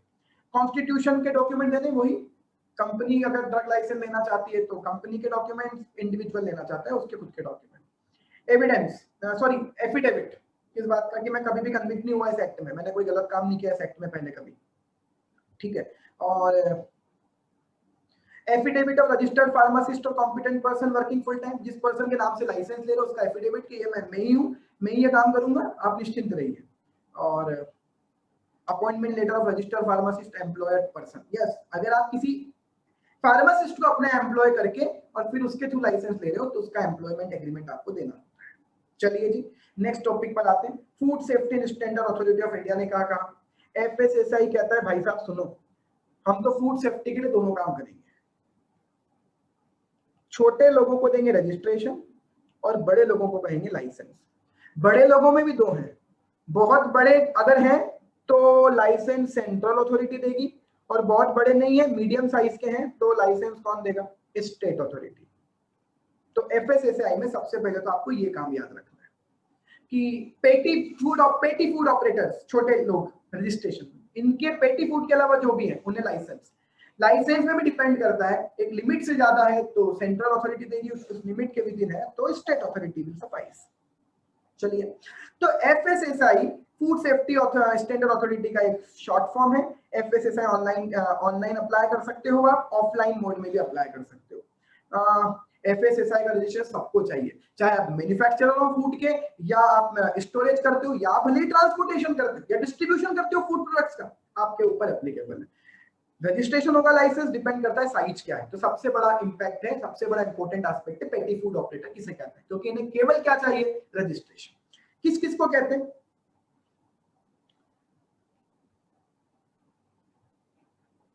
अच्छा, पहले तो किन किन को चाहिए? Manufacturer, seller of any article of food himself और अ पेटी रिटेलर होकर it in rent, vendor, temporary store holder, ये सब छोटे लोग हैं पेटी फूड ऑपरेटर्स। दूसरा, अगर आप किसी धार्मिक या सोशल गैदरिंग में भी डिस्ट्रीब्यूट कर रहे हो,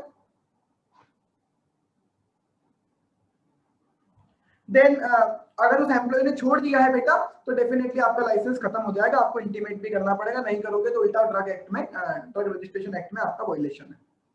तो सोशल गैदरिंग या रिलीजियस जगह पर भी फूड डिस्ट्रीब्यूट कर रहे हो, सब भंडारे वाले भी टेक्निकली तो कवर्ड है, एक्सेप्ट कैटरर। कैटरर भले ही है पर कैटरर कुछ नहीं कर रहा है ना, तो कैटरर को यहाँ इंक्लूड नहीं करेंगे। अदर फूड बिजनेस, इसमें यहाँ काम की चीज जिनका टर्नओवर 12 लाख रुपए तक है ना, टेक्निकली वो पेटी फूड ऑपरेटर है। दूसरा, उनकी प्रोडक्शन कैपेसिटी 100 किलोग्राम पर लीटर या 100 लीटर पर डे तक होनी चाहिए। ठीक है, अगर वो डेयरी वाले लोग हैं तो 500 लीटर पर डे की उनकी दूध की हैंडलिंग होनी चाहिए, इतने, इससे ज्यादा है तो आप पेटी फूड ऑपरेटर नहीं हो। अगर आप स्लॉटर हाउस हो तो 2 बड़े एनिमल, तो 10 छोटे एनिमल या 50 पोल्ट्री बर्ड जितनी प्रोसेस करने की आपकी कैपेसिटी है तो आप पेटी फूड ऑपरेटर है। पेटी फूड ऑपरेटर का ज्यादा लफड़ा नहीं है, आपको केवल रजिस्ट्रेशन लेना है, ऑनलाइन फॉर्म सबमिट कर सकते हो, ऑफलाइन भी कर सकते हो। ठीक है, आगे एफएसएसआई लाइसेंस, ये भैया कहते हैं कि 12 लाख रुपए से ज्यादा अगर आपका टर्नओवर है और 20 करोड़ रुपए तक है तो आपको लेना होगा FSSAI license from state authority, और अगर आपका टर्नओवर 20 करोड़ से भी ज्यादा है आपको एफएसएसआई लाइसेंस लेना पड़ेगा थ्रू सेंट्रल अथॉरिटी। और depending on the turnover and the license and registration आपकी फीस अलग अलग डेफिनेटली होंगी। FSSAI लाइसेंस 5 साल के लिए मिलता है, 1 साल के लिए भी मिलता है। आप बता दीजिए कितने साल के लिए लेना है। जैसे जैसे ईयर बढ़ाओगे आपकी फीस इंक्रीज होती जाएगी। लेट्स इट, इन्होंने अलग अलग लोगों के लिए अलग अलग डॉक्यूमेंट दिए हुए हैं, आप तो बेसिक डॉक्यूमेंट लिख दो, वो सफिशिएंट है। हम इतना याद करना भी नहीं चाहते और इतना टाइम वेस्ट भी नहीं करना चाहते। पूरे चैप्टर में से हार्डली 3 क्वेश्चन आएंगे तो इसमें से एक आ जाएगा, उसके लिए इतनी सारी बकवास, no need to read it out. Technically बिल्कुल बोल रहा हूँ, छोड़ दो इसको। आगे आ जाते हैं ट्रेडमार्क, कॉपीराइट, पेटेंट। तो इनको तो हम तभी पढ़ेंगे जब हम कॉपीराइट, पेटेंट और ट्रेडमार्क वाला एक्ट पढ़ेंगे, तो we will discuss it later. Copyright, patent, trademark और डिजाइन का टॉपिक हम उसी दिन साथ में डिस्कस करेंगे, जिस दिन हम जब हम डिस्कस करेंगे इंटेलेक्चुअल प्रॉपर्टी राइट वाला मैटर। ना आगे आते हैं, अब हम बात करते हैं आरबीआई वाला टॉपिक हमें पढ़ना ही नहीं। क्यों नहीं पढ़ना? अब आप जबरन में इस चैप्टर को बड़ा मानते हो ना, कितनी चीजें तो छोड़नी है। आरबीआई वाला टॉपिक क्यों नहीं पढ़ना? क्योंकि ऑलरेडी आप फाइनेंशियल सर्विस ऑर्गेनाइजेशंस में आरबीआई, एनपीएससी के रजिस्ट्रेशन के बारे में सब कुछ पढ़ चुके हो, तो यहाँ रिपीट मोड नहीं हमें जाना है, रिपीट मोड में जाना ही नहीं अपने। ठीक, अब हम आते हैं आगे। Next topic is IRDAI, insurance regulatory and development authority of India. 1999 में आया, उसके पहले इंश्योरेंस यस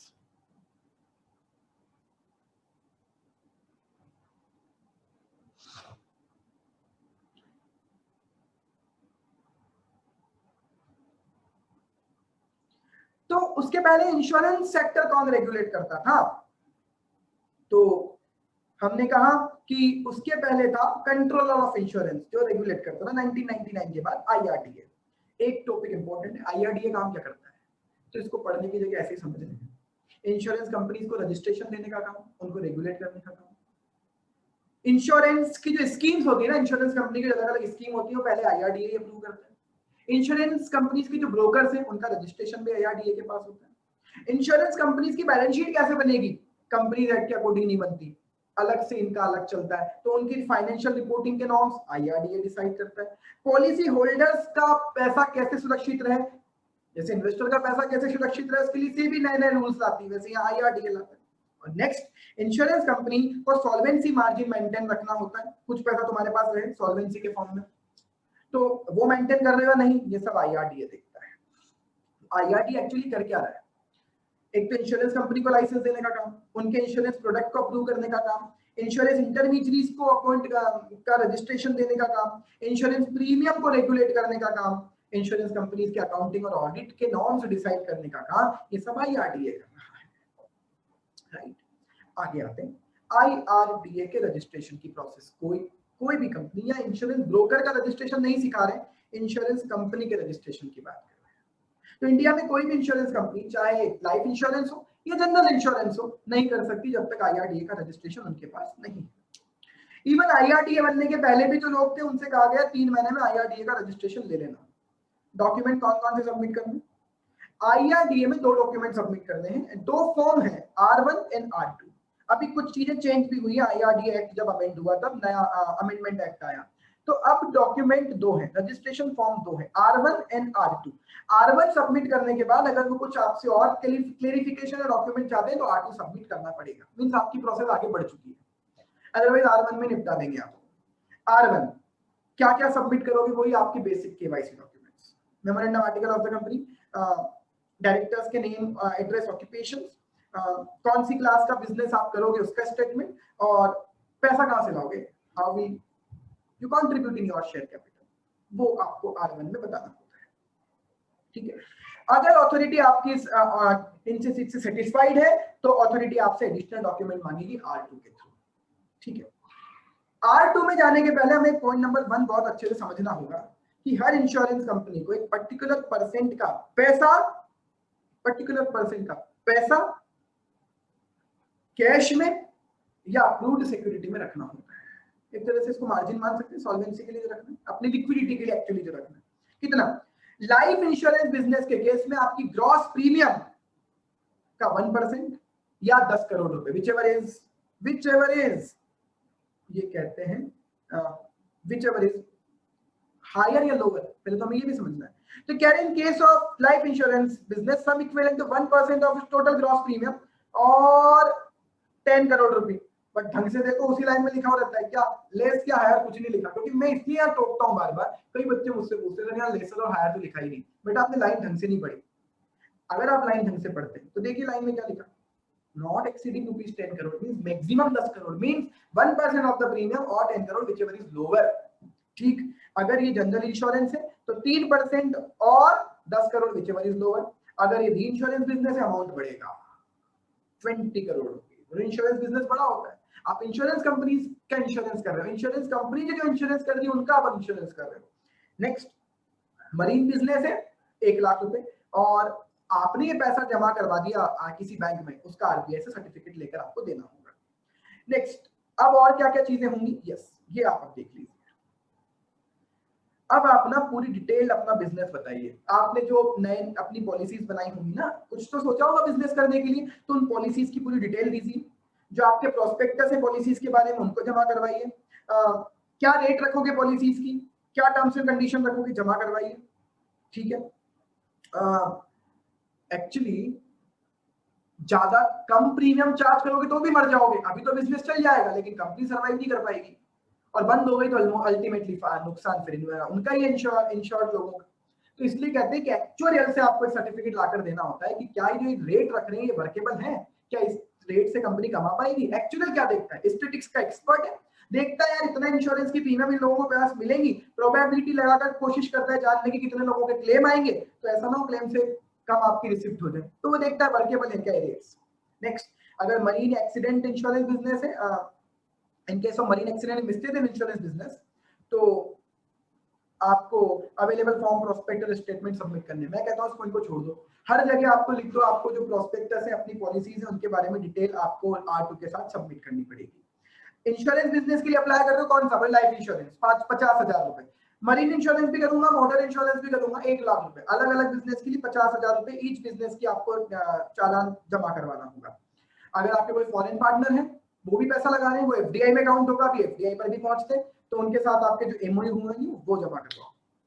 ठीक है, अगर वो सेटिस्फाइड है तो आपको रजिस्ट्रेशन ग्रांट कर देंगे, सब चीजें हैं। यहाँ अब मत जाना डिटेल में, हम अब आगे आते हैं। IRDA का जब अमेंडमेंट आया 2015 में तो कुछ चेंजेस आए और वो चेंजेस काफी इंटरेस्टिंग है। पहले क्या होता था, IRDA के डिसीजन के खिलाफ अपील कहाँ करें, तो अब कह दिया है सेट के पास बहुत ज्यादा काम नहीं है, सबको लगता है, तो कहते हैं IRDA के डिसीजन के खिलाफ अगर किसी इंश्योरेंस कंपनी या किसी को भी अपील करनी है तो अब सेट में अपील कर सकते हैं। मतलब सेट अब 2 लोगों के लिए हो गई, अभी हम जितना जानते हैं सेबी के ऑर्डर के अगेंस्ट, तो IRDA के ऑर्डर के अगेंस्ट। नेक्स्ट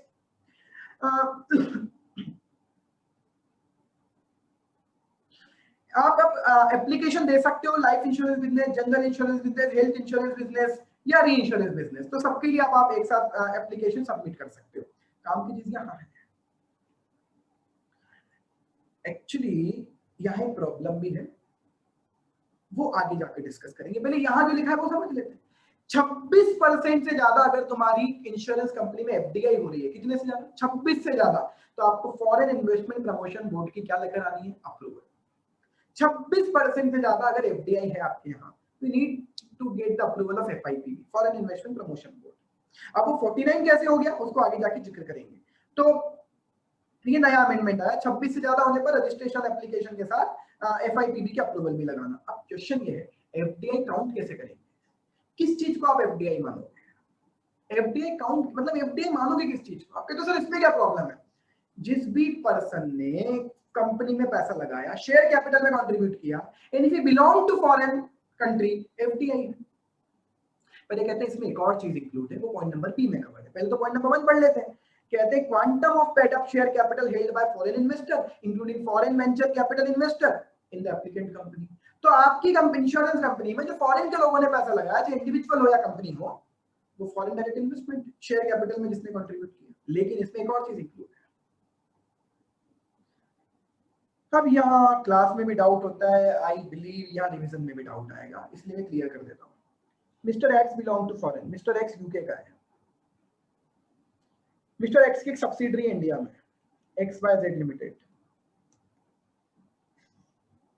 और इस मिस्टर एक्स ने भी पैसा लगाया इस इंश्योरेंस कंपनी में, और वो था 2%, इसकी कैपिटल का 2% ही पैसा लगाया था एक्स ने, तो एफडीआई 2% काउंट होगा। लेकिन सब्सिडरी ने 28% पैसा लगा रखा है, तो हम कहेंगे एफडीआई 30% है, ये भी एफडीआई काउंट होगा। सर क्या बात कर रहे हो, ये जो सब्सिडरी है ये तो इंडियन कंपनी है, बड़ी सब्सिडरी किसकी है?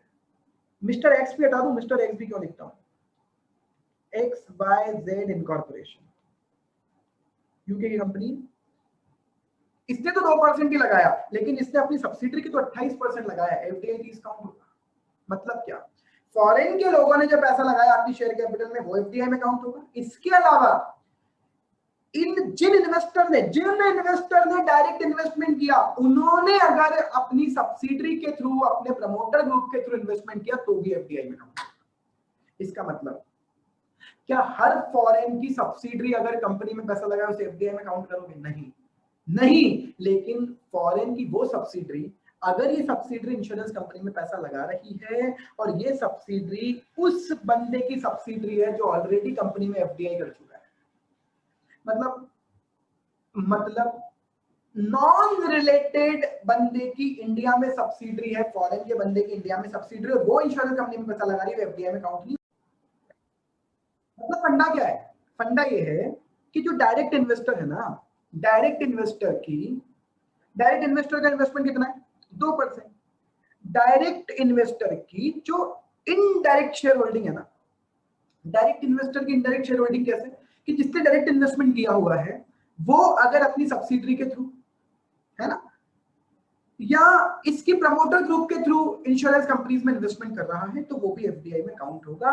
It means her indirect investment FDI में काउंट नहीं होगा, जिनका डायरेक्ट इन्वेस्टमेंट है वो इनडायरेक्ट इन्वेस्टमेंट कर रहे हैं वो एफडीआई में काउंट होगा।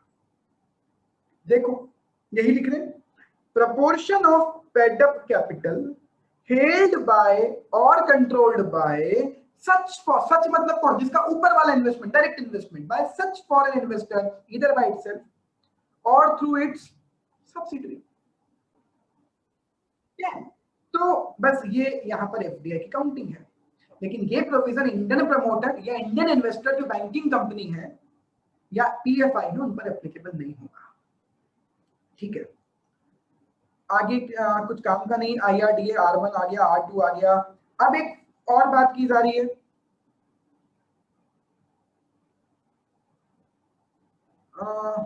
ये वही कि इंडस्ट्री ने इसको वेलकम किया कि डायरेक्ट एफडीआई ही काउंट करो और डायरेक्ट वालों का जो इनडायरेक्ट है वो एफडीआई में काउंट करो, जो टोटली इनडायरेक्ट है उसको एफडीआई में काउंट ना किया जाए। ठीक है, ये काम की बात है, पर इस पर मैं आना चाहता हूं।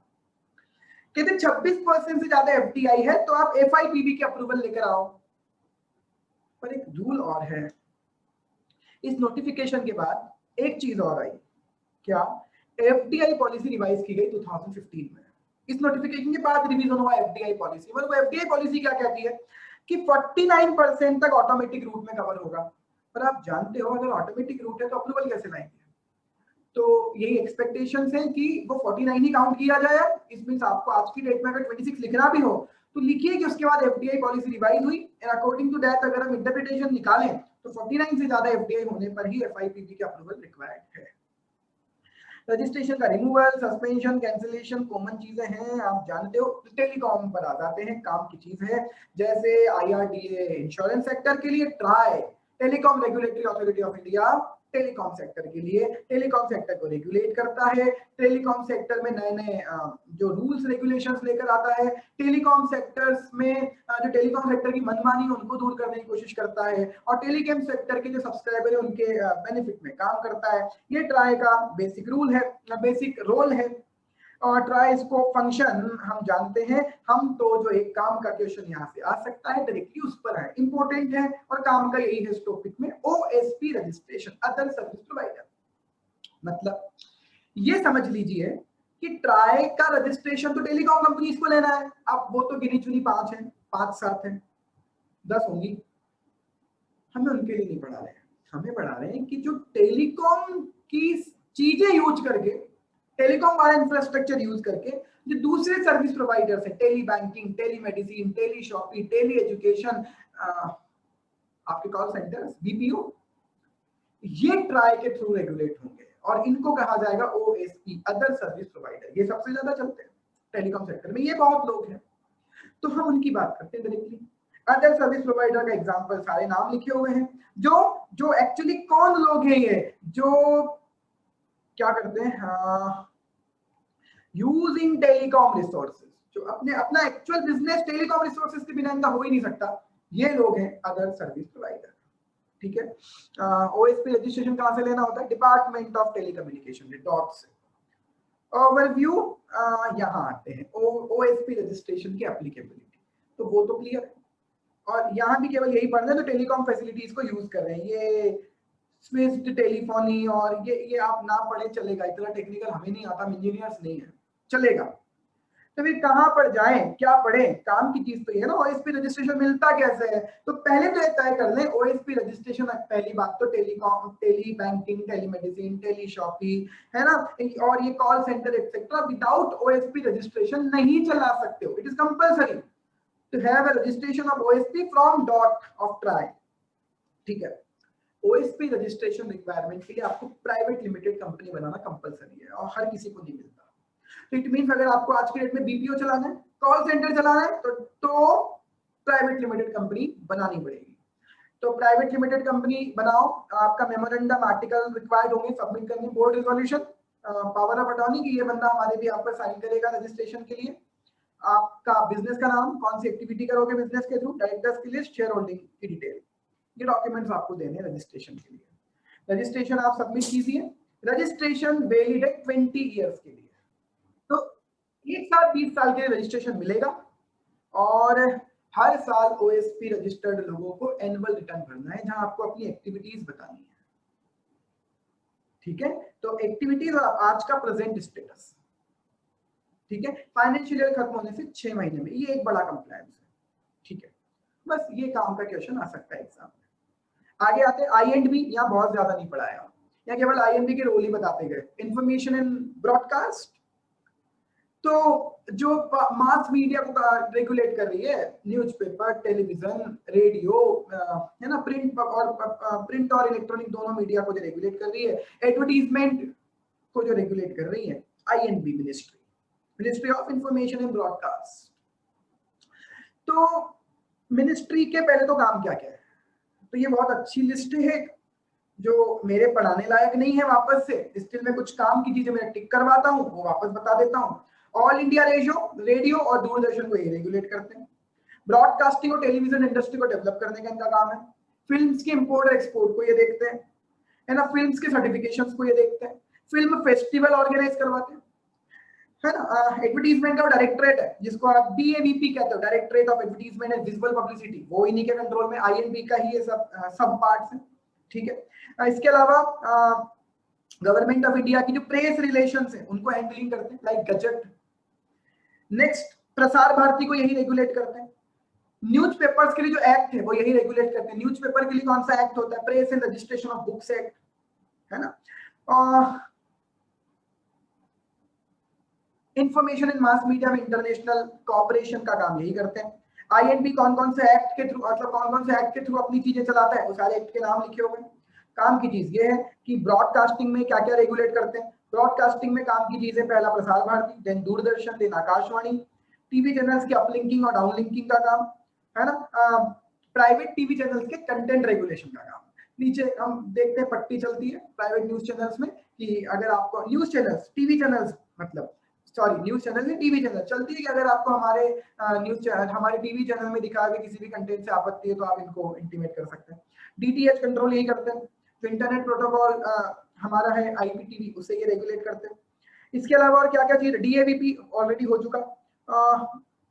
फिर क्या, ये जो आरएनआई जो न्यूज़पेपर्स का रेगुलेटर है, एक्ट तो press and registration of books act है, जो रेगुलेटर है, office of registrar of newspaper, उनको ये रेगुलेट करते हैं। प्रेस काउंसिल इन्हीं के कंट्रोल में।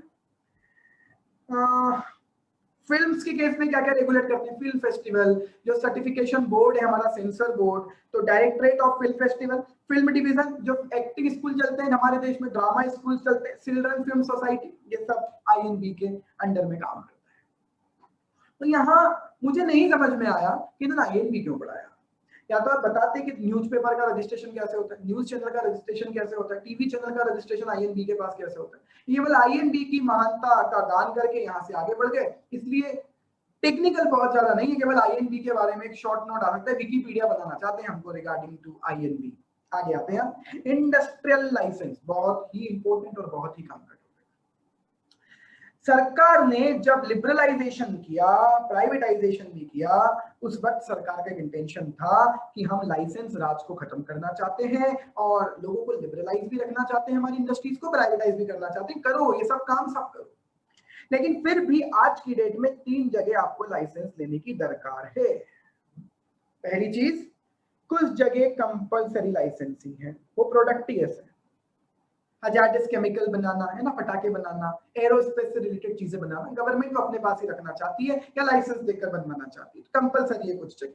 दूसरी जगह, रिजर्व्ड आइटम को बना रहे हो। रिजर्व आइटम किसके लिए, अभी तो पढ़कर आए थोड़ी देर पहले, रिजर्व आइटम किसके लिए रखे आपने, रिजर्व आइटम रखे हैं एमएसएमई के लिए।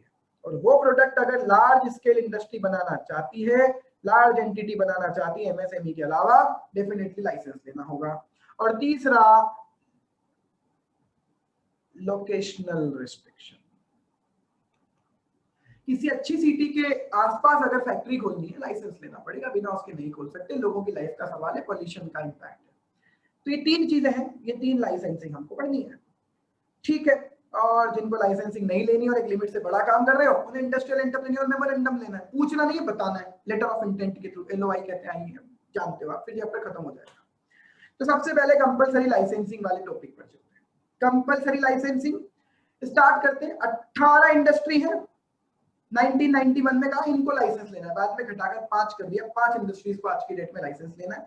ये एनवायरमेंटल वाले मैटर हैं या सेफ्टी या स्ट्रेटेजिक इंपॉर्टेंट के मैटर्स हैं, इसलिए लाइसेंस के बिना नहीं बना सकते। क्या क्या भाई साहब, शराब बनाना, अल्कोहलिक ड्रिंक्स का distillation, brewing. Second, cigarette, cigar, tobacco products बनाना। तीसरा, इलेक्ट्रॉनिक, एरोस्पेस और डिफेंस इक्विपमेंट बनाना, सभी तरह।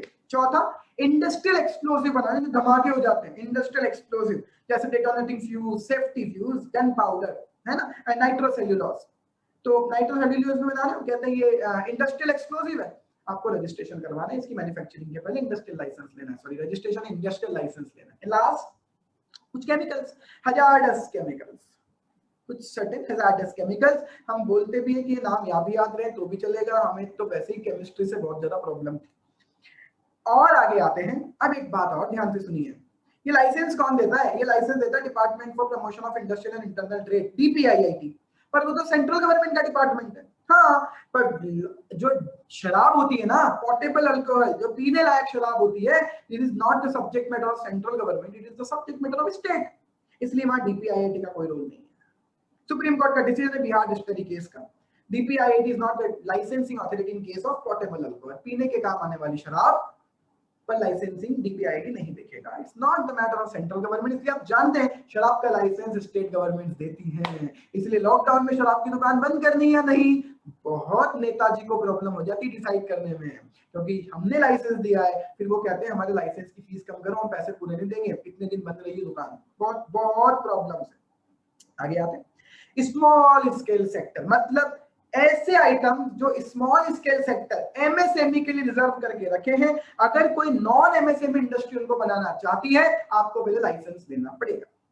पहला पैराग्राफ की आधी लाइन खराब है, इन्होंने एमएसएमई गलत डेफिनेशन लिखी हुई है। अब 1 करोड़, 10 करोड़, 20 करोड़ इन्वेस्टमेंट है ना, और 5 करोड़, 50 करोड़ और 100 करोड़ का टर्नओवर, वो है एमएसएमई की डेफिनेशन। पर हम यहां से बात करते हैं कि कुछ आइटम केवल ये एसएसआई एमएसएमई बना सकते हैं जिनके पास उद्यम रजिस्ट्रेशन है, ठीक है साहब, आगे बढ़ते हैं फिर अब। लेकिन अब बात करते हैं नेक्स्ट, क्या लिख रहे हैं ये,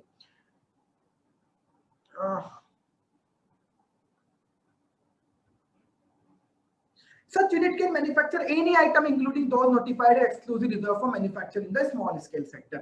स्मॉल वाले लार्ज वालों के आइटम भी बना सकते हैं और खुद के लिए रिजर्व है वो तो बना ही सकते हैं, पर लार्ज वाले जो अनरिजर्व है वो बना सकते हैं, और स्मॉल वाले रिजर्वेशन वाले प्रोडक्ट बनाना चाहते हो पहले लाइसेंस लीजिएगा, ठीक है। लेकिन अब आगे आते हैं,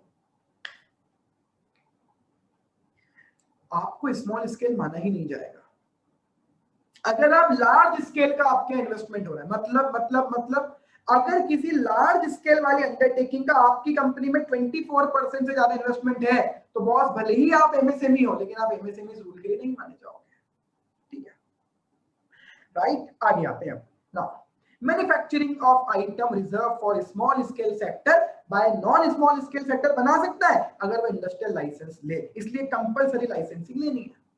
लेकिन सर ये गलत हो गया ना सर, एक तो आपने उनका फायदा सोचा था कि रिजर्व रखो एमएसएमई के लिए, अब फिर उनको लाइसेंस भी देने लग गए, हमारा तो कहां मिला हुआ। हम कहते नहीं यार, इन्हें मिनिमम 50% तो एक्सपोर्ट करना ही पड़ेगा, तो लाइसेंस मिलेगा तो भी मिनिमम 50% एक्सपोर्ट करना ही पड़ेगा। और अगर ये वाली यूनिट लार्ज स्केल वाली यूनिट उसने एक्सपोर्ट ओरिएंटेड यूनिट डाली है ईओयू, तो वहां 50 नहीं 60% एक्सपोर्ट करना पड़ेगा, क्योंकि ईओयू को ईओयू कहते ही तब जब वो 60% एक्सपोर्ट करे, सॉरी 66%, 1/2, ठीक है। अगेन वही, अगर आपके यहाँ 24 से ज्यादा होल्डिंग किसी नॉन स्मॉल इंडस्ट्री की है तो आप डेफिनेटली माने जाओगे नॉन स्मॉल, और फिर एमएसएमई वाले आप नहीं बनाओगे विदाउट लाइसेंस, ठीक है। तो भले ही आपका लिमिट में भी टर्नओवर और इन्वेस्टमेंट है, लेकिन 24 से ज्यादा अगर उनका नॉन स्मॉल का आपका इन्वेस्टमेंट है, तो आप अभी ये बनाने के पहले आपको लाइसेंसिंग करना पड़ेगा। तो ठीक है, स्मॉल स्केल यूनिट जो अभी स्मॉल स्केल के लिए रिजर्व वाले आइटम ही बना रही थी, बट किसी दिन उनकी लिमिट ब्रीच हो गई और वो नॉन स्मॉल हो गए, क्या वो कंटिन्यू रख सकते हैं, या सीओ भी लेना पड़ेगा, कैरी ऑन बिजनेस लाइसेंस, ठीक है, उनके ऊपर कोई एक्सपोर्ट ऑब्लिगेशन भी नहीं आएगा, तो अच्छा हो गया ये, ठीक है। लेकिन अगर आप अपनी कैपेसिटी एक्सपांड करते हो तो फिर आपको इंडस्ट्रियल लाइसेंस लेना पड़ेगा। ऑर्गेनिक ग्रोथ कर रहे हो तो ठीक है, पर आप कैपेसिटी एक्सपांशन की वजह से आप बड़े हो तो फिर आपको इंडस्ट्रियल लाइसेंस लेना पड़ेगा। Next, it is possible that कुछ केमिकल या बाय प्रोडक्ट जो रिकवरेबल है थ्रू पॉल्यूशन कंट्रोल मेजर, वो रिजर्व में स्मॉल स्केल सेक्टर के लिए, but with a view to adopting pollution control measure, government ने डिसाइड किया कि an application need to be made for grant of an industrial license for such reserve item which would be considered for approval without necessarily imposing the mandatory export obligation। नहीं समझ में आया sir? बेटा कुछ ऐसे items हैं जो pollution control major के इक्विपमेंट्स हैं, अब उनको मैन्युफैक्चरिंग के आपने रिजर्व रख दिया, एमएसएमई के लिए रिजर्व रख दिया, तो गवर्नमेंट कह रही है तो पॉल्यूशन का मामला है, तो नॉन स्मॉल वाले भी बना सकते हैं बट लाइसेंस लेना पड़ेगा। बट आप एक तरह से सिर्फ नॉन स्मॉल को एनकरेज कहाँ कर रहे हो, पॉल्यूशन कंट्रोल वाले मेजर्स या इक्विपमेंट्स बनाने के लिए, कहते हैं हम प्रमोट ही कर रहे हैं, उनको इंडस्ट्रियल लाइसेंस के लिए अप्लाई करना पड़ेगा, हम लाइसेंस दे भी देंगे, वो बना ले, उन पर एक्सपोर्ट ऑब्लिगेशन नहीं लगाएंगे, अदरवाइज तो 50% एक्सपोर्ट ऑब्लिगेशन लगता है। नो,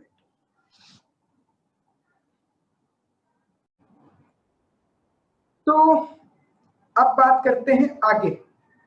इंडस्ट्रियल लाइसेंसिंग में एक और अमेंडमेंट आया कि अब गवर्नमेंट ने इनमें से भी कुछ आइटम को अनरिजर्व कर दिया है, जैसे कि bread, word, fibre, pickles, chutney, mustard oil, groundnut oil, steel chairs, table, padlock, stainless steel, ये सब without industrial licence large scale वाले भी बना सकते हैं। तो अप्रैल 15 में गवर्नमेंट ने बहुत सारे आइटम्स को डी रिजर्व किया था। तीसरे रेस्ट्रिक्शन पर आते हैं, तीसरा लाइसेंसिंग रिजिम, लोकेशनल रेस्ट्रिक्शंस। अगर किसी सिटी की पॉपुलेशन 10 लाख या उससे ज्यादा है तो उसके आसपास के 25 किलोमीटर के एरिया में अगर आपको इंडस्ट्री लगाना चाहते हो तो आपको पहले लाइसेंस लेना पड़ेगा, या तो लाइसेंस ले लो या मत लगाओ, लगानी है तो लाइसेंस लेना पड़ेगा, ये सिंपल है। लेकिन दो एक्सेप्शन है, अगर वो एरिया इंडस्ट्रियल एरिया है, अब इंदौर के आसपास 25 किलोमीटर छोड़ो, इंदौर के आसपास 2-3 इंडस्ट्रियल एरिया है, इंदौर के बिल्कुल आसपास है, 25 किलोमीटर नहीं इंदौर में ही है, पर वो इंडस्ट्रियल एरिया है। और दूसरा वो कहते हैं ना, वो वाइड इंडस्ट्री है, सॉफ्टवेयर वाले, कंप्यूटर वाले, प्रिंटिंग वाले, नॉन पॉल्यूटिंग इंडस्ट्री है, तो वो लग सकती है। ऐसे इंदौर में फिर वो इंडस्ट्री नहीं लग सकती, लेकिन लग सकती है ये वाले। आगे आते हैं, फाइनली चैप्टर का अंत हो रहा है अब, इंडस्ट्रियल एंटरप्रेन्योर मेमोरेंडम। गवर्नमेंट कहती है कि जितने भी लोगों को जो लाइसेंसिंग आपके ऊपर एप्लीकेबल नहीं है, क्योंकि ना तो आप वो 5 प्रोडक्ट बना रहे हो जिसमें कंपलसरी लाइसेंसिंग है, ना ही आप एमएसएमई के रिजर्व वाले आइटम बना रहे हो, और ना ही आपको लोकेशनल रिस्ट्रिक्शन आपके ऊपर एप्लीकेबल हो रहा है, लेकिन फिर भी आप एक बड़ा काम, बड़ी इंडस्ट्री लगा रहे हो, तो आपको SIA एक डिपार्टमेंट है हमारा, सेक्रेटरीट है, वहां इंटेंशन तो बताना पड़ेगा, इंटीमेट तो करना पड़ेगा, पूछो मत बता दो, लेटर ऑफ इंटेंट या एंटरप्रेन्योर इंडस्ट्रियल एंटरप्रेन्योर मेमोरेंडम। ठीक है, कितनी लिमिट है? ये लिमिट पर बहुत ज्यादा प्रॉब्लम्स है, लेकिन आज की डेट में अगर मैं बात करूं तो आईईएम का एक्चुअल पॉइंट अगर मैं सरकार की वेबसाइट पर जाकर देखूं तो 50 करोड़ का उन्होंने इन्वेस्टमेंट लिखा हुआ है, इन्वेस्टमेंट 50 करोड़ से ज्यादा और टर्नओवर 250 करोड़ से ज्यादा, ये लिमिट लिखी हुई है। इससे बड़ा काम अगर आप कर रहे हो तो आपको इंडस्ट्रियल एंटरप्रेन्योर मेमोरेंडम के थ्रू इंटीमेट करना पड़ेगा भैया। ये काम कर रहे हो तो इंटीमेट करना पड़ेगा। इन्वेस्टमेंट 50 करोड़, टर्नओवर 250 करोड़ से ज्यादा, और कोई लाइसेंसिंग एप्लीकेबल नहीं है। लेकिन अगर लाइसेंसिंग एप्लीकेबल नहीं है तो एटलीस्ट बता दो आईईएम, ये केवल एक्नॉलेजमेंट है यूनिट का। ठीक है, कब कब देना होता है आईईएम? जब आप तो कोई नई इंडस्ट्रियल अंडरटेकिंग सेटअप कर रहे हो, सब्सटेंशियल एक्सपांशन कर रहे हो इंडस्ट्रियल अंडरटेकिंग का एक्जिस्टिंग का, या नया आर्टिकल बना रहे हो। अभी आपने बताया था ये बना रहे हैं, कुछ नया और बनाओगे तो बताइए। और लार्ज स्केल में आने के बाद, सॉरी, एग्जिस्टिंग एसएसआई यूनिट्स को आप लार्ज स्केल में आने के बाद कंटिन्यू कर रहे हो, तो देखिए ना, आप अभी तक एमएसएमई थे, 250 करोड़ से कम का टर्नओवर था, अब नॉन एमएसएमई हो गए तो 110 करोड़ का टर्नओवर होते ही नॉन एमएसएमई हो गए, तो आपको आईईएम की जरूरत नहीं। लेकिन 250 करोड़ से ज्यादा हो जाए तो डेफिनेटली फिर इनके अकॉर्डिंग जो लिमिट इन्होंने अभी दे रखी है आप कर दीजिए अप्लाई, आईईएम एप्लीकेबल होगा। प्रोसीजर 1000 रुपए का डिमांड ड्राफ्ट है, और secretariat for industrial assistance government of India का न्यू दिल्ली का डिपार्टमेंट 6 कॉपी में सबमिट करना पड़ेगा, है ना। ये पार्ट ए होता है, पार्ट बी भी जमा होता है इसमें, है ना। तो यहाँ 2 पार्ट हैं, पार्ट ए और पार्ट बी। ठीक है, तो लिखा भी है उन्होंने यहाँ, उसको मैं सिग्निफाई भी कर देता हूँ। रजिस्टर बताते वक्त पार्ट ए, और जब कमर्शियल प्रोडक्शन स्टार्ट करें तब पार्ट बी आपको सबमिट करना होगा। ठीक है, बस स्टेट लेवल वाले हम नहीं पढ़ना चाहते क्योंकि इतने कितने स्टेट की बात हम याद रखेंगे। तो finally it's all on my part, और chapter number 13 initial registration and licence. जाते जाते भी इतना ही कहूंगा कि पेशेंस के साथ पढ़िए ऐसे चैप्टर्स को, थोड़े बड़े होते हैं बट मैनेजेबल होते हैं, इम्पॉसिबल नहीं है। जितना मैंने आज, अगर आपको छोड़ना भी है ना तो एटलीस्ट इस 1.5 घंटे के लेक्चर को पढ़ने के बाद छोड़ना, एटलीस्ट इतना पढ़कर चले जाना। जो कंटेंट मैंने कवर किए हैं एटलीस्ट ये तो पढ़ जाना। 15 घंटे के लेक्चर्स मत देखना हमारी रेगुलर क्लास के, वो तो याद होंगे तो वैसे रिवीजन में आसानी हो जाएगी। आई होप एक बार तो सबने पढ़ा हुआ है, और एटलीस्ट ये 1.5 घंटे के लेक्चर में मैंने जितना कवर किया है आप उतना भी पढ़ जाए। बिलीव मी, मैं गारंटी तो नहीं दे सकता क्योंकि मैं बड़ी बातें करने में विश्वास नहीं रखता, you know it very well, but मैं अश्योरेंस दे सकता हूँ कि यस समहाउ इन्हीं में से क्वेश्चंस आएंगे, क्योंकि होना भी वही है, बट मैं गारंटी वर्ड यूज नहीं करना चाहता। इतना आप जरूर पढ़ जाए। चलिए मिलते हैं फिर, थैंक यू सो मच।